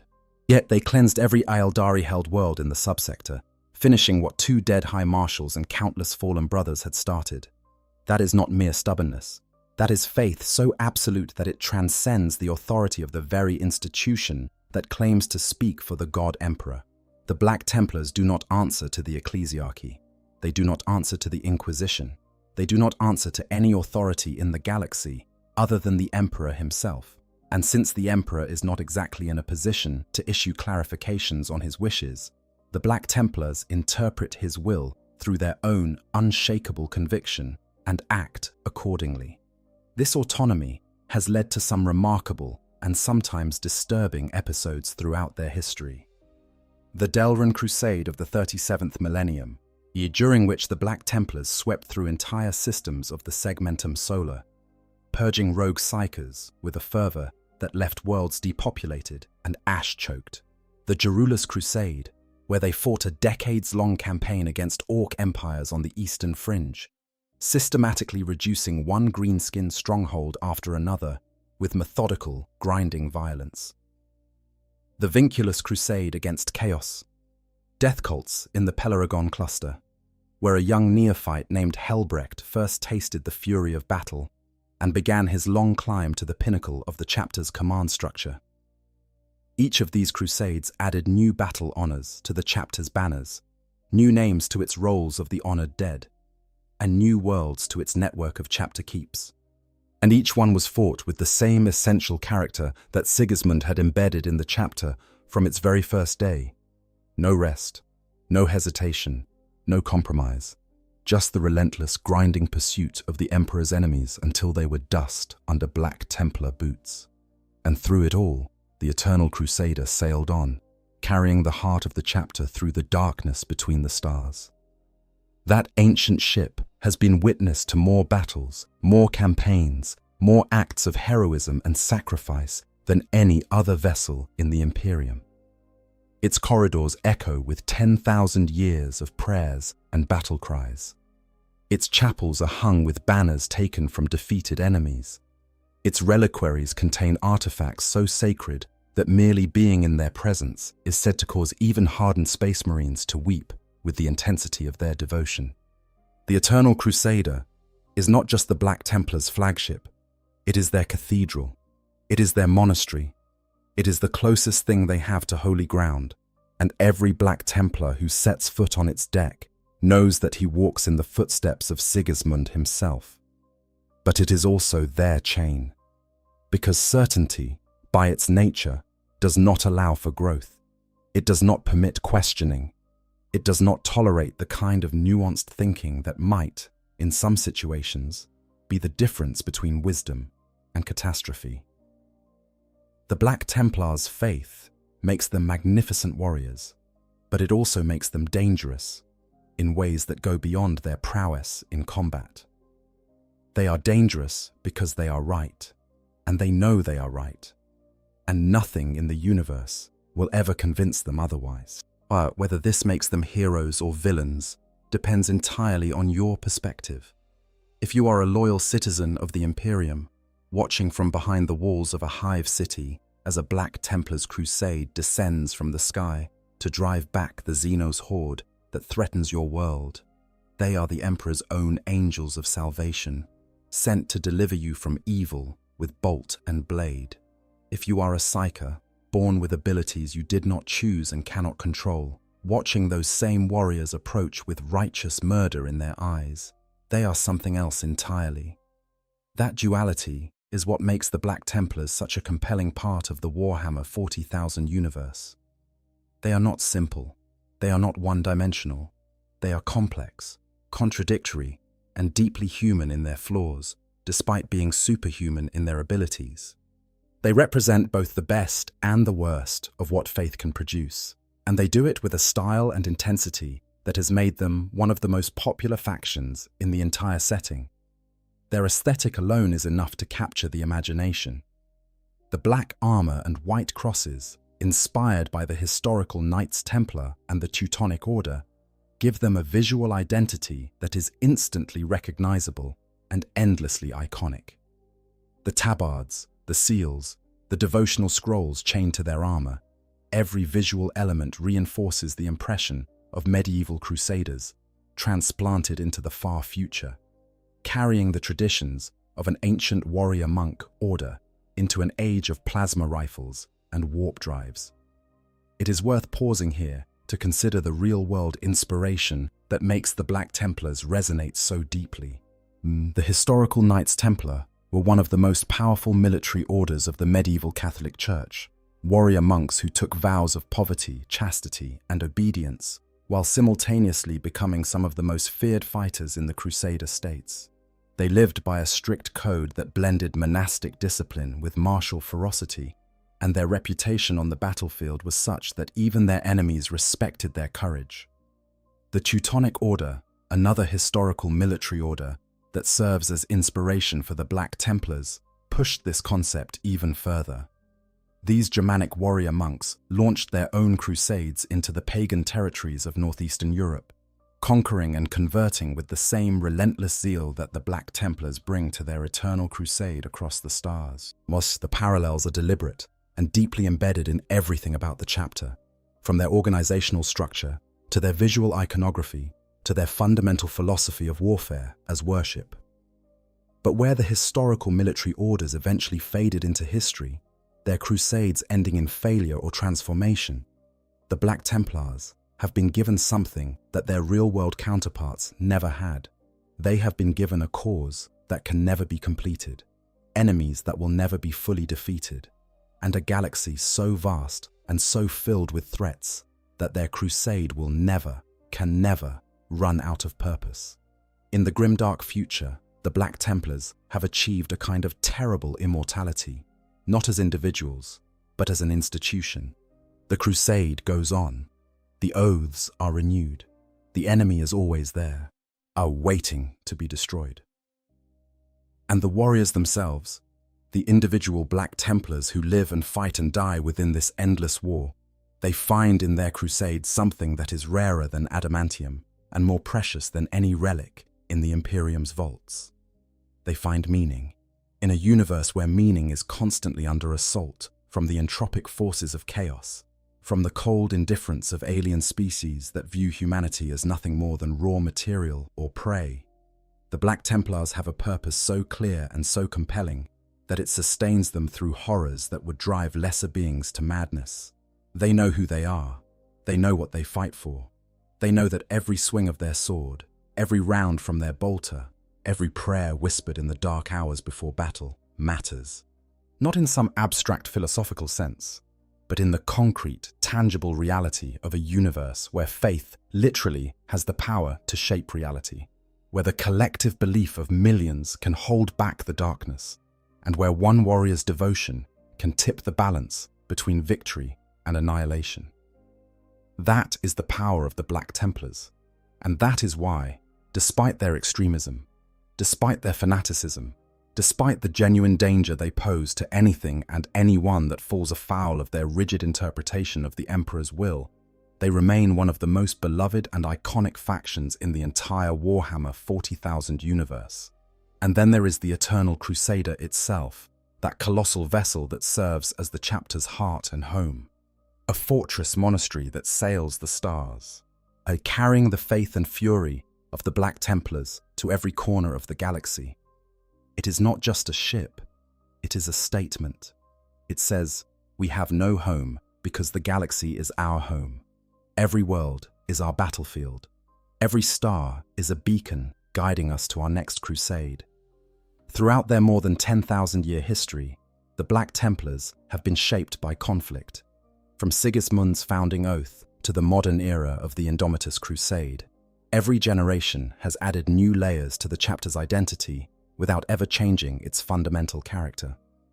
They are the same zealots now that they were when Sigismund first led them into the stars. The galaxy has changed around them. The enemies have shifted, the weapons have evolved, but the Black Templars remain what they have always been: crusaders, zealots, the Emperor's most devoted servants, and the most extreme space marines the galaxy has ever known. Their numbers may be the subject of debate, but their impact is not. The Black Templars have fought in some of the most important battles in Imperial history. They have held the line when all seemed lost. They have charged when retreat was the rational option. They have bled for the Emperor on 1,000,000 worlds under alien stars, and they will continue to bleed for him until the last star goes dark and the last enemy falls. In the grim darkness of the far future, where there is only war, the Black Templars do not merely endure the darkness. They charge into it, swords drawn, prayers screaming from their lips, burning with a faith so fierce that it illuminates the battlefield like a second sun. And that, at its core, is what makes them unforgettable. So the next time you hear someone talk about Space Marines, about the genetically enhanced super soldiers of the far future who fight and die for the Emperor of mankind, remember that among those warriors, there exists a breed apart. A chapter that does not know peace, does not seek rest, and does not understand the meaning of the word enough. A chapter that has been at war for 10,000 years and shows no sign of stopping. A chapter whose founder cursed the greatest traitor in the galaxy with his dying breath, and whose warriors carry that curse forward with every swing of their swords. The Black Templars. The Emperor's fury made manifest. The Eternal Crusade continues. If you enjoyed this deep dive into the most extreme Space Marines in the Imperium, do me a favor and hit that like button. Yes, it really helps the channel grow, and it lets me know that you want more content like this. If you are new here, consider subscribing and hitting that bell icon so you never miss a new upload. I have plenty more Warhammer 40,000 content coming your way, and trust me, the stories only get more intense from here. Leave a comment below and let me know which Space Marine chapter you think is the most extreme, and whether you think the Black Templars deserve that title, or if there is another contender out there that can match their level of devotion. Until next time, stay faithful, keep crusading, and remember, in the grim darkness of the far future, there is only war. And for the Black Templars, that is exactly how they like it. I hope you guys enjoyed the story. Make sure to hit the subscribe, like, share button, whatever you want. Give me some feedback if there's any. And yeah, sleep well.